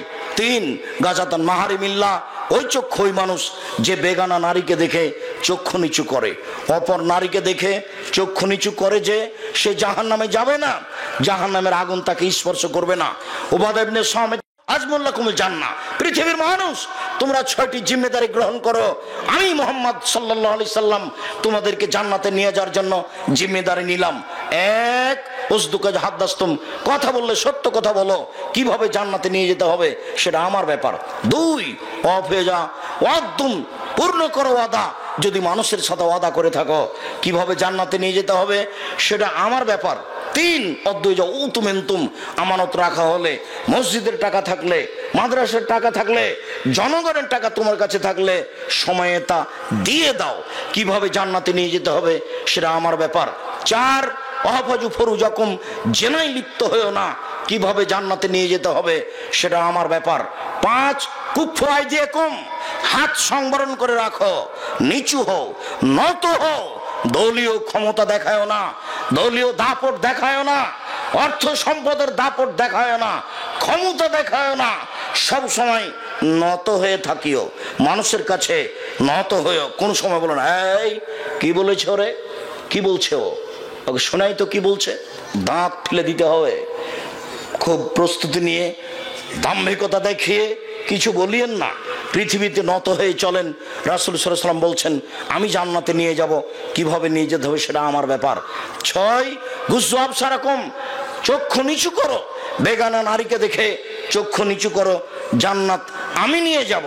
উপস্থিত বৈঠকের দিনী মুসলিম ভাই বোন, আপনাকে অনুরোধ জানাচ্ছি, পরিবারের আলোচনাতে অনেক কথা হয়েছে, কাপুরুষের পরিচয় দিয়ে জীবন কাটায়েন না, আপনার কারণেই জাতি ক্ষতিগ্রস্ত হয়েছে।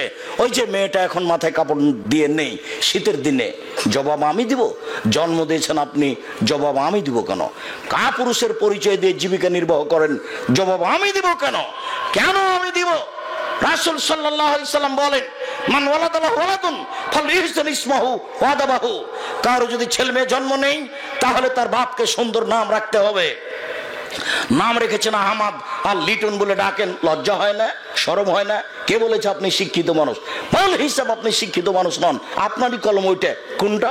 ওই যে শিক্ষা বনাম জাহেলিয়াত বইয়ে দেওয়া আছে একটা কলম, আপনি দেখেন, যেটা 1-2 এর বইয়ে আছে, যে একদিকে আছে বিড়াল, বইয়ের পাতাতে বিড়ালের সামনে আছে একটা বই, আর একদিকে আছে কুকুর, কুকুরের সামনে আছে একটা বই, আর মধ্যে আছে মোমবাতি, মানে মোমবাতি জ্বালিয়ে কুকুর আর বিড়াল পড়ছে। মোমবাতি জ্বালিয়ে যদি কুকুর বিড়াল পড়ে তাহলে লেখককে হায়ানা না অন্য কিছু? ওই লেখক নিজেকে যেন মানুষ মনে না করে। বল হিসেব আমি তাকে অপমান করতে আসিনি। শিক্ষা বনাম জাহেলিয়াত বইটা পড়ে দেখুন, শিক্ষা বনাম জাহেলিয়াত বইটাতে বলা আছে 1 থেকে 10 পর্যন্ত এই লেখককে নাকচ করা হয়েছে, এ লেখক নয়। ভুল হিসাব। ঠাকুর যতই খারাপ হোক, ঠাকুরের বইটা পড়া দরকার ছিল, গুচ্ছু গল্প। তাহলে আপনি কিছু বুঝতে পারতেন যে আমাকেও 2 কলম লিখতে হবে, এটা কিছু লিখা দরকার। কি হতে পারে? কেন না আহমদ লিটন বলে ডাকবে কেন? কোন কারণে ডাকবে? এ অযোগ্য পিতা 16 ডিসেম্বরের চেয়ারে বসে আছেন, আর মেয়ে ক্লাস 10-এ পড়ে নাচছে 16 ডিসেম্বরে, বাপে দেখছে মেয়ে কেমন নাচে। এই বাপও যদি শিক্ষিত হয় তাহলে মূর্খ মানুষকে। শুনুন সম্মানিত দিনী ভাই বোন, ওই যে মেয়ে মাথায় কাপড় দিয়ে নেই, জবাব আমি দিব। শিষ্টাচার আমি শিখাবো। বাপ আপনি, শিষ্টাচার আপনি শিখাবেন। ওর মাথায় নাই কাপড় নেই কেন? এটা কোন শিষ্টাচার? আমি কেন শিখাবো তাকে? জন্ম দিয়েছেন আপনি, শিখায়েন আপনি। 3 শ্রেণীর মানুষ জান্নাতে যাবে না, তার মধ্যে আপনি আছেন। 3 শ্রেণীর মানুষ জান্নাতে যাবে না, তার মধ্যে আপনি আছেন। 3 শ্রেণীর মানুষ জান্নাতে যাবে না, তার মধ্যে আপনি আছেন। আমি অনুবাদক, মুহাম্মদ সাল্লাল্লাহু আলাইহি সাল্লাম বলেন, সালাসাতুন লা তাদখুলুনাল জান্নাতা আবাদা, 3 শ্রেণীর মানুষ কখনো জান্নাতে যাবে না। এক, মধুবিনুল খামর, যারা নিয়মিত বিড়ি, তামাক, জর্দা, সিগারেট, গুল, নেশাদার দ্রব্য খায়, পান করে। 2 আর রাজালত মিনান নিসায়ে, পুরুষের বেশধারী নারী, যারা পুরুষের জুতা স্যান্ডেল পরে, যারা পুরুষের শার্ট প্যান্ট পরে, যারা পুরুষের পোশাক পরে, তারা জাহান্নামে যাবে। 3 দায়ুস আপনি। দায়ুসকে আল্লাযী ইউকিরু ফি আহলিল খাবাসা, যে তার বাড়িতে বেহায়ার সুযোগ দিয়েছে, সেই হলো দায়ুস। বোকা মেয়ে, তুমি ক্লাস 10-এ পড়ো, তোমার লজ্জা হয় না কেন? এদিকে শোনো, কথা বলছো কেন? এদিকে শোনো, তুমি ক্লাস 10-এ পড়ো, যেদিন ক্লাস 8-এ উঠেছিলে সেদিন তোমার হাইজ হয়েছিল, তোমার বিবাহ হলে 2টা বাচ্চা হতো, তুমি 2 ছেলের মা, তোমার মাথায় কাপড় নেই মানে? বাপ বেটিকে লজ্জা বেঁচে খেয়েছ? জাতির ক্ষতি করে জান্নাত কেনার চেষ্টা করো না বাপ বেটি।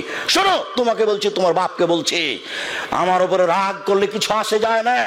আমি এই কথা বলিনি, আমি অনুবাদক মাত্র। মুহাম্মদ সাল্লাল্লাহু আলাইহি সাল্লাম আজ থেকে 1450 বছর পূর্বে তোমার বাপের কথা বলে গেছে। আমার বলার কি আছে এখানে? আমার রাগ করার কি আছে তোমার উপরে?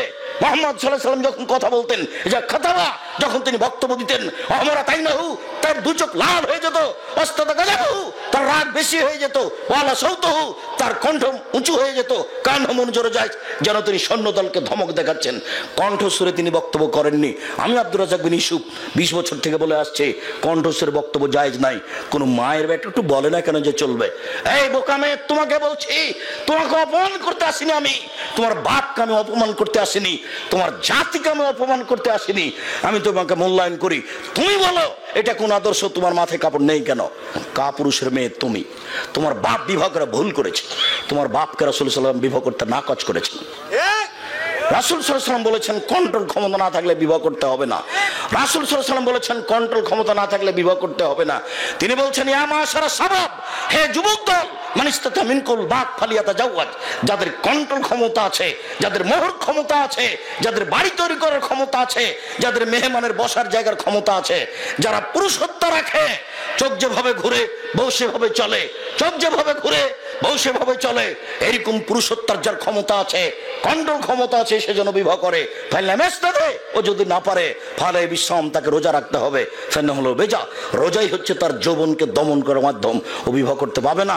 তোমার বাপ কাপুরুষের পরিচয় দিয়েছে, যার কারণে তুমি ক্লাস 10-এ পড়ার পরেও এখন মাথায় কাপড় দিয়ে না বসে আছো, দেওনি তুমি। দেখো, তোমার মা এখন বসে আছে ছোট ব্লাউজ পরে, তোমার মায়ের পেট তোমার চাচা দেখে, তোমার গ্রাম্য লোক দেখে, সবাই দেখে, তোমার মায়ের পেট ফিরি জাতি দেখে। মোহর দিয়েছে তোমার বাপ, আর জাতি তোমার মায়ের পেট ভোগ করে। তোমার মাকে খারাপ লাগে না? তোমার বাপকে খারাপ লাগে না? তোমার বাপের একটু লজ্জা হয় না? তোমার বাপের একটু শরম হয় না? তোমার বাপের একটু ইতস্তবোধ নেই? তোমার বাপের একটু আত্মমর্যাদা নেই? আমাদের বইরাকে যদি কেউ এরকম ভাবে দেখে নেয়, তাহলে তো অজ্ঞান হয়ে যাবো আমরা। কই, তোমার বাপকে কিছু খারাপ লাগে না? তোমার বাপের আত্মমর্যাদা বলে কোনো জিনিসই নাই। তোমার বাপ নিজেকে মুসলমান মনে করে না, পশু প্রাণীর মতো মনে করে। সম্মানিত দিনী ভাই বোন, বলছিলাম এইখানে আরেকটা কথা আপনাকে বলে রাখছি। এই ছেলে, যারা আপনারা দাঁড়িয়ে আছেন, আমাকে দেখতে পাচ্ছেন না, কিছুক্ষণ সময় এক পায়ে হলে দাঁড়িয়ে থাকেন, পেশাব পায়খানার প্রয়োজন হলে যাবেন না। আমি অল্প সময় পরে আপনার কাছ থেকে আমি কথা গুটিয়ে নিচ্ছি, অল্প কয়েক মিনিট অপেক্ষা করার জন্য অনুরোধ জানাচ্ছি। সম্মানিত দিনী ভাই বোন, প্রসঙ্গ পরিবর্তন করে একটু বলছি, আপনাকে বলছি, সম্মানিত দিনী ভাই, আপনাকে বলছি, আপনাকে বলছি, উপস্থিত বৈঠকের মুসলিম বোন, আপনাকে বলছি, আপনি একটু খেয়াল করেন। কারোর সাথে কথা বলছেন নাকি? এদিকে কান করেন, কথা বলছেন কেন? ঢং ঢং করে এসেছে, আবার ঢং ঢং করে চলে যাচ্ছে। আপনাকে আমি বলে আসিনি যে অন্তত আমি আব্দুর রাজ্জাক বিন ইউসুফ আসলে আপনার স্ত্রীকে বলে আসবেন, দেখো খালেদা, যাবা চুপ বসে থাকবা, আরেকজন মহিলা যদি তোমার গায়ের উপর দিয়ে চলে যায়, তুমি মুখ খুলবা না, আমাকে অপমান করিও না। আব্দুর রাজ্জাক সাহেব এসেছে, একটু আঁচ করলে আমাকে জাতির সামনে খাটো করবে। আপনাকে আমি অনেক সম্মান করি, জাতির সামনে আমি আপনাকে খাটো করতে আসিনি। কিন্তু আপনার স্ত্রী ঢং ঢং করে গল্প করতে করতে এসেছে, আবার চলে গেছে। তার বাড়িতে হাইকোর্ট আছে না জজ কোর্ট আছে? সে চলে গেল কেন যাবে? এই প্রোগ্রামের জন্য কয়েক বছর থেকে ঘুরছে, এবং এর জন্য কত প্রস্তুতি, কত টাকা পয়সা খরচ, আমি কত কষ্ট করে এসেছি। আমি সকাল 8টায় ঢাকা বিমানবন্দরে পৌঁছেছি, আর বিমানে উঠেছি 12:30টায়। তাহলে 4.5 ঘন্টা আমি এক পায়ে ওখানে বসে দেখেছি। বিমান থেকে নেমে আমি বাসায় পৌঁছে 2টায় বাসায় পৌঁছে, বাসা থেকে কয়েক মিনিট দেরি করে বাইরে গেছি। কত পুরুষ নারী অপেক্ষা করছে, তাদের সাথে আমি কথা বলেছি 5টা পর্যন্ত। 5টা আমি গাড়িতে উঠেছি, গাড়িতে উঠে আপনার এখানে এসেছি। আমি আপনার জন্য এসেছি, আপনি কোন লজ্জায় বাড়ি চলে গেলেন? আপনি আমাকে কি দেখাতে চাচ্ছেন? আপনার স্বামী কয় টাকার মালিক? আপনার স্বামী কয় টাকার মালিক? আপনি বা কয় টাকার মালিক? আপনি চলে যাবেন কেন? আপনি একজন মুসলমানের মেয়ে, আপনার জন্য আমি এসেছি। আপনাকে আবার সতর্ক করছি, জীবনে কোনোদিন আমি আব্দুর রাজ্জাক বিন ইউসুফ চলে আসলে দয়া করে, আপনি তো আসবেনই, হিন্দু পুরুষ নারীকে আসতে হবে। আমি তার কিছু না কিছু উপকার করবো ইনশাআল্লাহ। আল্লাহর কসম, আল্লাহর কসম, আমি কোনোদিন জাতিকে ফাঁকি দিইনি। 90 সাল থেকে এখন পর্যন্ত আমি কোনোদিন অপ্রয়োজনীয় বাক্য বলিনি। আমি যদি জাতির রাস্তাঘাট করে দিতে না পারি, জাতির যদি স্কুল কলেজ করে দিতে না পারি, জাতিকে আমি চূড়ান্ত সঠিক ধর্ম দিতে পারবো ইনশাআল্লাহ। ধর্মের ব্যাপারে জাতিকে ফাঁকি দিয়ে আমি পরকাল হারাতে রাজি নই। অতএব আপনাকে আমি আবারও সোচ্চার সাবধান হওয়ার জন্য অনুরোধ জানাই। আপনাকে আমি এদিকে খেয়াল করতে বলছি, আপনি শোনেন। জাবের রাদিয়াল্লাহু তাআলা আনহু বলেন, আমি আল্লাহ রাসূলের সাথে যুদ্ধ করে আসছিলাম, মদিনায় ঢুকবো, তখন আল্লাহ রাসূল বলছেন, উপস্থিত জনগণ শোনো, তোমরা মদিনার বাইরে এখানে অবস্থান করো, আমরা রাতে প্রবেশ করব না, সকালে প্রবেশ করব।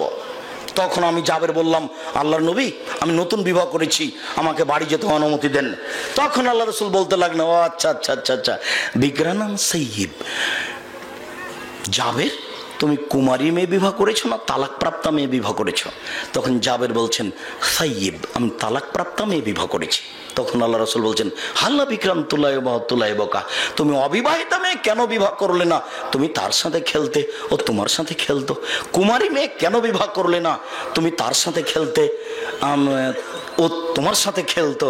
আল্লাহ রাসূল এই পর্যন্ত বললেন। এবার জাবের রাদিয়াল্লাহু তাআলা কি বলছেন শোনেন। আল্লাহর নবী, এটুকু আপনার সাথে জরুরি কথা। আল্লাহর নবী, আমার বাপ 6 জন মেয়ে রেখে উহুদের যুদ্ধে শহীদ হয়েছেন। আমার বাপ আমার 6 জন বোন রেখে দুনিয়া থেকে বিদায় হয়েছেন। আমি জাবের আমার বোনদের বয়সের মেয়েকে আমি বিবাহ করতে চাইনি 4টা কারণে। আমার বোনদের বয়সের মেয়েকে আমি বিবাহ করতে চাইনি 4টা কারণে। এক, না, আমার বউ যেন আমার বোনদেরকে শিষ্টাচার শিখাতে পারে। তুমি যখন মাথায় কাপড় দিয়ে না দিয়ে বসে আছো, বলো এটা কোন শিষ্টাচার? হ্যাঁ বলো। এই ছেলে, তোমাকে বলছি, তোমাদের একটা বাড়িতে গাভী আছে, গাভীটা যখন রাতে গোহালে নিয়ে যাও, তখন গাভীটা কি সালাম দেয়? গাভীটা সালাম দেয় না? তুমি যখন বাড়িতে ঢোকো তখন তুমি সালাম দাও? তুমিও দাও না। তাহলে ঠিকই আল্লাহ বলছেন, বুঝে না ওরা অন্তর আছে, বুঝে না, দেখে না ওরা চক্ষু আছে, দেখে না, শোনে না ওরা কান আছে, শোনে না। উলাইকা কালানাম, তারা পশু প্রাণীর মতো, তারা গরু ছাগলের মতো, তারা কুকুর শ্রীগালের মতো, ভালো হওয়া যায় বরং তার চেয়ে খারাপ। আপনি পশু প্রাণীর চেয়ে খারাপ।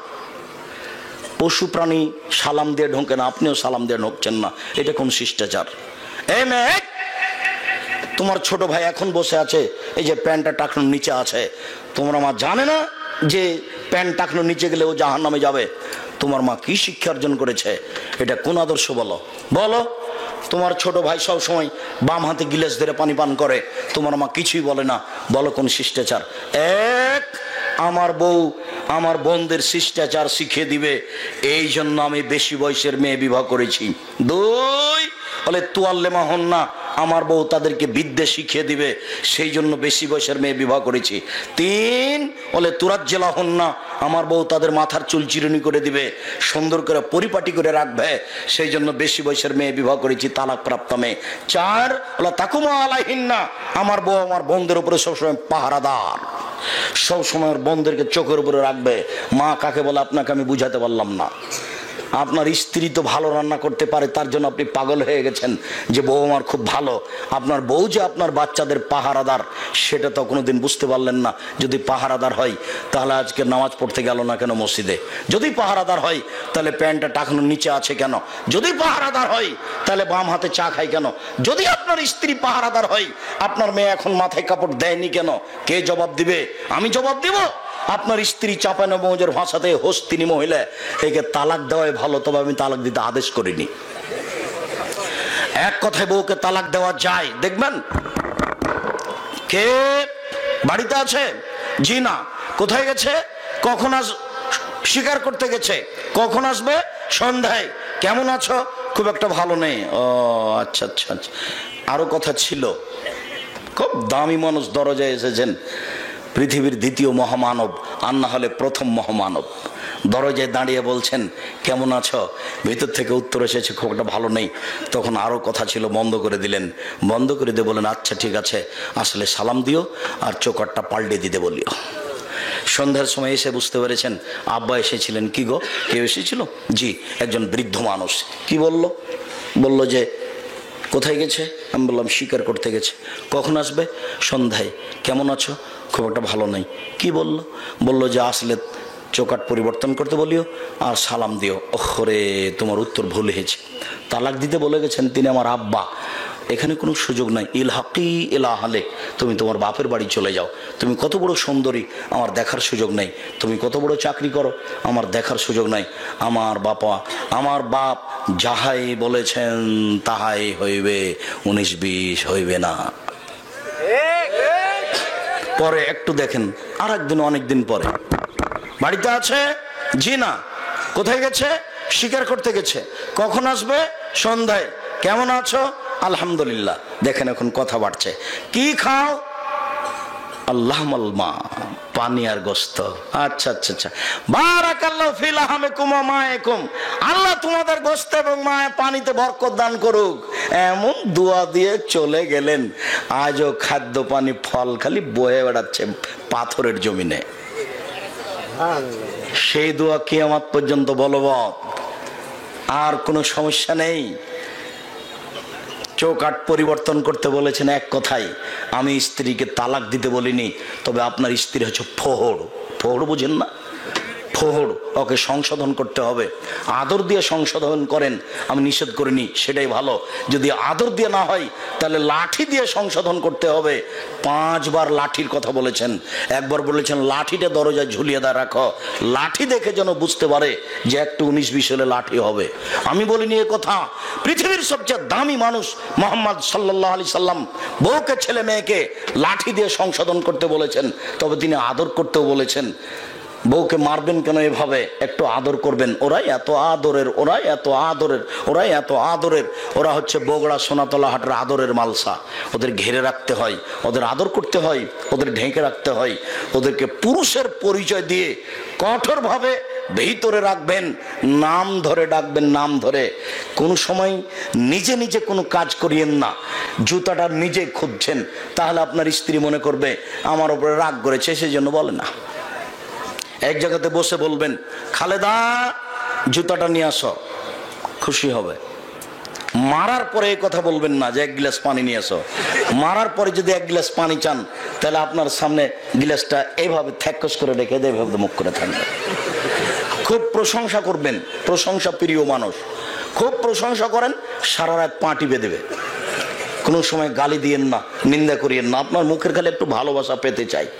বাপের বাড়ি ছেড়ে এসেছে আপনার সাথে থাকার জন্য, আপনি তাকে মেনে নিয়ে আদর করে গালি না দিয়ে ভালোভাবে রাখার চেষ্টা করেন, প্রশংসা করেন, অনেক কিছু পাবেন। প্রশংসা ছেড়ে দেন, অনেক কিছু হারিয়ে যাবে। সম্মানিত দিনী ভাই বোন, যেটা বলছিলাম জাবেরের ঘটনায় আপনাকে আমি আরো একটা কথা বলে যাচ্ছি, শুনুন। স্ত্রীর উপরে আপনাকে কঠোর হতে হবে, মেয়ের উপরে কঠোর হতে হবে, নইলে আপনি সংসার সুন্দরভাবে পরিচালনা করতে পারবেন না। কান্নাকাটি করে সুন্দর করেন, সেটা আমি চাচ্ছি, কিন্তু কঠোরতা দেখেন। এদিকে দেখেন, একদল ইহুদি এসে আল্লাহ নবীকে বলছেন আসসালামু আলাইকুম, আপনার মরণ হোক। তখন আল্লাহ নবী বললেন ওয়ালাইকুম, তোমাদেরও হোক। আয়েশা রাদিয়াল্লাহু তাআলা পিছন থেকে এই কথাটা শুনেননি। আয়েশা রাদিয়াল্লাহু তাআলা বলছেন আসসালামু আলাইকুম ওয়া লানাতু আলাইকুম ওয়া গাযাবু আলাইকুম, তোমাদের উপরে মরণ হোক, তোমাদের উপরে অভিশাপ হোক, তোমাদের উপর আল্লাহর গজব নাযিল হোক। এই পর্যন্ত বলতেই রাসূল সাল্লাল্লাহু আলাইহি ওয়াসাল্লাম ক্ষেপে উঠেছেন, আলাইকে বিরিক্কে ইয়ে কলন ফল ফোসা, নরম হোক, কঠোর হয় না, কর্কশ হয় না। কি বলো তুমি? কেন তুমি এভাবে কথা বলছো? নরম হোক, কঠোর হয় না, কর্কশ হয় না। তখন স্ত্রী পিছন থেকে বলছেন আলাম তাসমা মা কালু, ওরা কি বলেছে আপনি শোনেননি? তখন আল্লাহ রাসূল বলছেন আলাম তাসমাই মা কুল, তো তুমি শোনোনি আমি কি বলেছি? ওরা বলেছে আসসালামু আলাইকুম, আপনার মরণ হোক। আমি বলেছি ওয়ালাইকুম, তোমাদের হোক। আমি তো উত্তর দিয়েছি, তুমি এভাবে বললে কেন? আমি আপনাকে কি বলতে চাইছি বুঝতে পারেননি। পৃথিবীর সবচেয়ে দামি মহিলাকে কঠোরভাবে ঠেকাচ্ছেন মুহাম্মদ সাল্লাল্লাহু আলাইহি ওয়াসাল্লাম তার স্ত্রীকে। আপনার স্ত্রী দিন রাত ঢং ঢং করে ঘুরে বেড়াচ্ছে, একটু কিছু বলার মতো আপনার সাহস হয় না? আপনার একটু লজ্জা হয় না কেন? স্বামী স্ত্রীকে লজ্জা বেঁচে খেয়েছেন, একটু হিসাব করতে পারেন না কেন? একটু খালি জোরে কথা বলেছে সেজন্য কিভাবে কঠোরতা করছেন? তার নাম স্বামী। চোখ যেভাবে ঘুরে, বউ সেভাবে চলে, তার নাম ক্ষমতা। দেখেন ক্ষমতা, বুঝাতে পারলাম না মনে হয়। পৃথিবীর সবচেয়ে দামি মানুষ, পৃথিবীর সবচেয়ে দামি মহিলাকে কিভাবে সতর্ক করছেন। পিছন থেকে গেলে একটু কথা কড়া হয়ে গেছে সেই জন্য। আপনি তো বলতেন হ্যাঁ হ্যাঁ আয়েশা ঠিক বলেছ, ওরা তো ইহুদি খ্রিস্টান, তুমি আমার পক্ষে বলেছ, ঠিক বলেছ। আপনি তো এভাবে বলতেন, কিন্তু রাসূল সাল্লাল্লাহু আলাইহি ওয়াসাল্লাম কথা উল্টিয়ে দিলেন। আর আপনাকে আমি শতদিন বলেছি মেয়ের সতর্ক হওয়ার ব্যাপারে। আয়েশা রাদিয়াল্লাহু তাআলা আনহা বলেন, আল্লাহর নবী আমার স্বামী আমার উরু রানের উপরে মাথা দিয়ে ঘুমিয়েছিলেন। জনগণ আবু বকরকে বলল, আপনার মেয়ে কি ঘটিয়েছে জানেন? কি ঘটিয়েছে? আরে আপনার মেয়ে গলায় হার হারিয়ে দিয়েছে, গলার পাওয়া যায় না, এখান থেকে যেতেও পারি না, এখানে পানিও নেই, অজুও করতে পারি না, সালাত আদায় করতে পারি না। তাই নাকি? এই কথা শোনার সাথে সাথে রাগ করে মেয়ের কাছে আসলেন। দেখছেন মেয়ের উরু রানের উপরে মাথা দিয়ে জামাই ঘুমিয়ে আছেন। এই দৃশ্য দেখে তিনি সরলেন না, তাকে একটু জোরে কোমরের উপরে কিল মারলেন। আয়েশা রাদিয়াল্লাহু তাআলা আনহা বলেন যে এত জোরে মেরেছেন, যদি আমার স্বামী আমার উরু রানের উপরে মাথা দিয়ে না ঘুমাতেন তাহলে আমি মায়ের কারণে দূরে সরে যেতাম। আমাদের বাংলাদেশের অবস্থা, যদি শ্বশুরে দেখে, বাপে দেখে যে মেয়ের উরু রানের উপরে মাথা দিয়ে জামাই ঘুমিয়ে আছে, তাহলে একটু চোখে পড়ার সাথে সাথে এভাবে ঘুরে চলে যাবে। বুঝাতে পারিনি মনে হয়? চোখে পড়ার সাথে সাথে ঘুরে চলে যাবে। এইভাবে জামাই বেটির উরু রানের উপরে মাথা দিয়ে ঘুমিয়ে আছেন, এত জোরে মারলেন, জনগণের সামনে মারলেন, সবচেয়ে দামি মানুষে মারলেন, সবচেয়ে দামি মহিলাকে মারলেন, জনগণের সামনে মারলেন, সবচেয়ে দামি মানুষে মারলেন, সবচেয়ে দামি মহিলাকে মারলেন, সবচেয়ে দামি মানুষের সামনে মারলেন, দিন দুপুরে মারলেন, প্রায় 1400 মানুষের সামনে মারলেন, বিবাহদারী বেটিকে মারলেন, পূর্ণ যুবতী মেয়েকে মারলেন, হাত দিয়ে মারলেন। এত বড় বাপে এত বড় বেটিকে এত জনগণের সামনে এভাবে মেরে দিলেন। আর আপনার মেয়েটা মাথায় কাপড় না দিয়ে চলে, ক্লাস 10-এ পড়ে, আপনি তাকে ধমক দিতে পারেন না। আপনি আবার বাপ, আপনার মতো কাপুরুষ বাপ বেঁচে থাকার চেয়ে মরে যাওয়া অনেক ভালো। আজ থেকে তোবা করে যায়েন, নিজেকে বাপ মনে করিয়েন, নিজেকে স্বামী মনে করিয়েন, পরিবারকে ধ্বংস করিয়েন না। আপনার কারণে পরিবারটা নষ্ট হয়েছে। এই মেয়ে, তোমাকে আবারও সাবধান করছি, তুমি মোবাইল ফোন বন্ধ করো, তুমি জাতিকে ধ্বংস করার চেষ্টা করিয়েন না। তোমার মাথায় কাপড় নেই কেন? তোমার মা ছোট ব্লাউজ পরে আছে কেন? শরম হয় না কেন তোমাদের মা বেটির? তোমরা বাপ বেটি কি তোমরা লজ্জা বেঁচে খেয়েছো? শরম হয় না কেন? তোমার জন্য এসেছি, আল্লাহ তোমাকে কবুল করুক, আল্লাহ তোমাকে পরিবর্তন করুক, তোমার জন্য এসেছি, আমাদের দাবি আল্লাহ কবুল করুক, আল্লাহুম্মা আমিন। সম্মানিত দিনী ভাই বোন, রাসূল সাল্লাল্লাহু আলাইহি ওয়াসাল্লাম বললেন, লাইসা শাইউন আহাব্বা ইলাল্লাহি, আল্লাহর কাছে এক ফোঁটা বিন্দু চোখের পানি, এক ফোঁটা চোখের পানি যত প্রিয়, পৃথিবীর কোনো কিছু আল্লাহর কাছে তত প্রিয় নয়। এক ফোঁটা চোখের পানি আল্লাহর কাছে যত প্রিয়, পৃথিবীর কোনো কিছু আল্লাহর কাছে তত প্রিয় নয়। 4 লক্ষ টাকা খরচ করে হজ করা কাজটি যত প্রিয়, এক ফোঁটা চোখের পানি আল্লাহর কাছে তার চেয়ে অনেক অনেক অনেক বেশি প্রিয়। কোটি টাকা দান করা কাজটি আল্লাহর কাছে যত প্রিয়, এক ফোঁটা চোখের পানি আল্লাহর কাছে তার চেয়ে অনেক অনেক অনেক বেশি প্রিয়। রাসূল সাল্লাল্লাহু আলাইহি ওয়াসাল্লাম বলেন, বিচারের মাঠে 7 শ্রেণীর মানুষ বিশেষ ছায়াতলে থাকবে, যেদিন আল্লাহর বিশেষ ছায়া ছাড়া কোনো ছায়া থাকবে না। মানুষের উপর, মাথার উপরে থাকবে সূর্য, শরীরের ঘাম বের হবে, কারো ঘাম হবে হাঁটু পর্যন্ত, কারো ঘাম হবে টাকনো পর্যন্ত, কারো ঘাম হবে কোমর পর্যন্ত, কারো ঘাম হবে নাক পর্যন্ত। কি দিয়ে বুঝায় পরিস্থিতি কত জটিল। ওই সময়তে কিছু মানুষ ফিরি ছায়া ছায়া ঘুরবে বিচারের মাঠে, কত সুন্দর মনোরম দৃশ্যে কিছু মানুষ ঘুরবে। তার এক শ্রেণীর মানুষ জাকার আল্লাহ খালিয়ান, নির্জনে আল্লাহকে ডাকলো, ফাভা জানাই নহু, ঝরঝর ঝরঝর করে চোখের পানি ঝরলো, নির্জনে আল্লাহকে ডাকেছে, চোখের পানি ঝরে যার, সে থাকবে বিচারের মাঠে বিশেষ ছায়াতলে। কান্নাকাটি করুন, আল্লাহ আপনাকে রক্ষা করবেন ইনশাআল্লাহ। আরও আপনাকে বলছি, জেনার মতো নোংরা ন্যাক্কারজনক কাজ বন্ধ করে দেন, পৃথিবীর যে কোনো বিপদ থেকে বেঁচে যাবেন। যে কোনো বিপদ থেকে। আপনার জানা আছে ওই যে 3 জন মানুষ গর্তে আটকা পড়েছিল, তারপর একজন বলল, আল্লাহ আমার চাচাতো বোনের সাথে আমি জেনার ওয়াদা করেছিলাম, তারপরও বলেছিল 100 স্বর্ণ মুদ্রা দিলে আমি রাজি আছি। আমি খুব পরিশ্রম করে 100 স্বর্ণ মুদ্রা নিয়ে উপস্থিত হলে আমি অন্যায় করতে বসেছি, তখন আমাকে বললে, আব্দাল্লাহ ইত্তাকিল্লাহ, হে আল্লাহর বান্দা তুই আল্লাহকে ভয় কর, আমি অন্যায় করিনি, যদি তোমাকে সন্তুষ্ট করার জন্য করে থাকি তাহলে তুমি গর্তের মুখ থেকে পাথর সরিয়ে দাও। আল্লাহ বললেন, সরিয়ে দিলাম। আপনি যদি অন্যায় বন্ধ করতে পারেন তাহলে আল্লাহ আপনাকে দুনিয়ার সব বিপদ থেকে বাঁচিয়ে দিবেন। উপস্থিত বৈঠকের মুসলিম বোন শুনেন, আজকের আলোচনার শেষ হাদিস আপনাকে বলছি, এদিকে শোনেন। আপনি যদি 4টা কাজ করতে পারেন, জান্নাতের সব দরজা খোলা। আপনাকে বলছি, যদি আপনি 4টা কাজ করতে পারেন, জান্নাতের সব দরজা খোলা, আপনার জন্য জান্নাত সহজ। 1, সালাত খামসাহা, 5 ওয়াক্ত নামাজ আদায় করলো। 2, সমাজ শাহরাহা, রমজান মাসের সিয়াম পালন করলো। 3, আতাত বালাহা, স্বামীকে মেনে চললো। 4, আহাসানাত ফারজাহা, জেনায় লিপ্ত হলো না। এই 4টে যদি কাজ আপনি করতে পারেন, জান্নাতের সব দরজা খোলা। 1, 5 ওয়াক্ত সালাত আদায় করবেন। 2, রমজান মাসের সিয়াম থাকবেন, রোজা থাকবেন। 3, স্বামীকে মেনে চলবেন, তিতা লাগলেও মিঠা লাগলেও, যতই খারাপ লাগুক মেনেই চলবেন। যদি নাই চলা যায় তাহলে তার সাথে পৃথক হয়ে যান, থাকবেন আবার মানবেন না, এটা হবে না। 4, জেনায় লিপ্ত হবেন না, সব দরজা খোলা। আব্দুর রাজ্জাক সাহেব, জেনা যে ঘটে গেছে আজ থেকে বন্ধ করে দেন, আপনার জন্য জান্নাতুল মাওয়া আছে, এ কথা আল্লাহ তাআলা বলেন। সম্মানিত দিনী ভাই বোন, আল্লাহর ভয়ে কান্নাকাটি করে বিষয় চান, আল্লাহ কবুল করবেন ইনশাআল্লাহ। আজকের আলোচনার শেষে আপনাকে যেগুলি পেশ করতে চেয়েছি সেটা হচ্ছে আব্দুল্লাহর ওই বই মিন্নাতুল বারি, বুখারীর বাংলা। এদেশে বাংলা ভাষায় এর চেয়ে কোনো উন্নত মানের বই বের হয়নি। শুধু বাংলা ভাষায় কেন, আমার বুঝে আরবি উর্দুতে এ মানের কোনো বই নেই। কাজেই মিন্নাতুল বারি বইটা নিয়ে যাবেন, আর তাওজিহুল কোরআন তাফসির, ব্যতিক্রম তাফসির সবাই নিয়ে যাবেন। এছাড়া কে বড় লাভবান, কে বড় ক্ষতিগ্রস্ত, আদর্শ নারী, আদর্শ পরিবার, আর ওই হাত তুলে দুয়ার বইটি, আদর্শ পরিবার বই আছে কিনা দেখেন। আর শিক্ষা বনাম জাহেলিয়াত বই, বিশেষভাবে মিন্নাতুল বারি, আইনে রাসূল দুয়ার বই আছে। আরও মাসিকা লিতেসাম পত্রিকা, যাতে 50টা প্রশ্নের উত্তর আছে। আদর্শ নারী, আদর্শ পরিবার, মরণ একদিন আসবেই, মরণ একদিন চলে আসবে।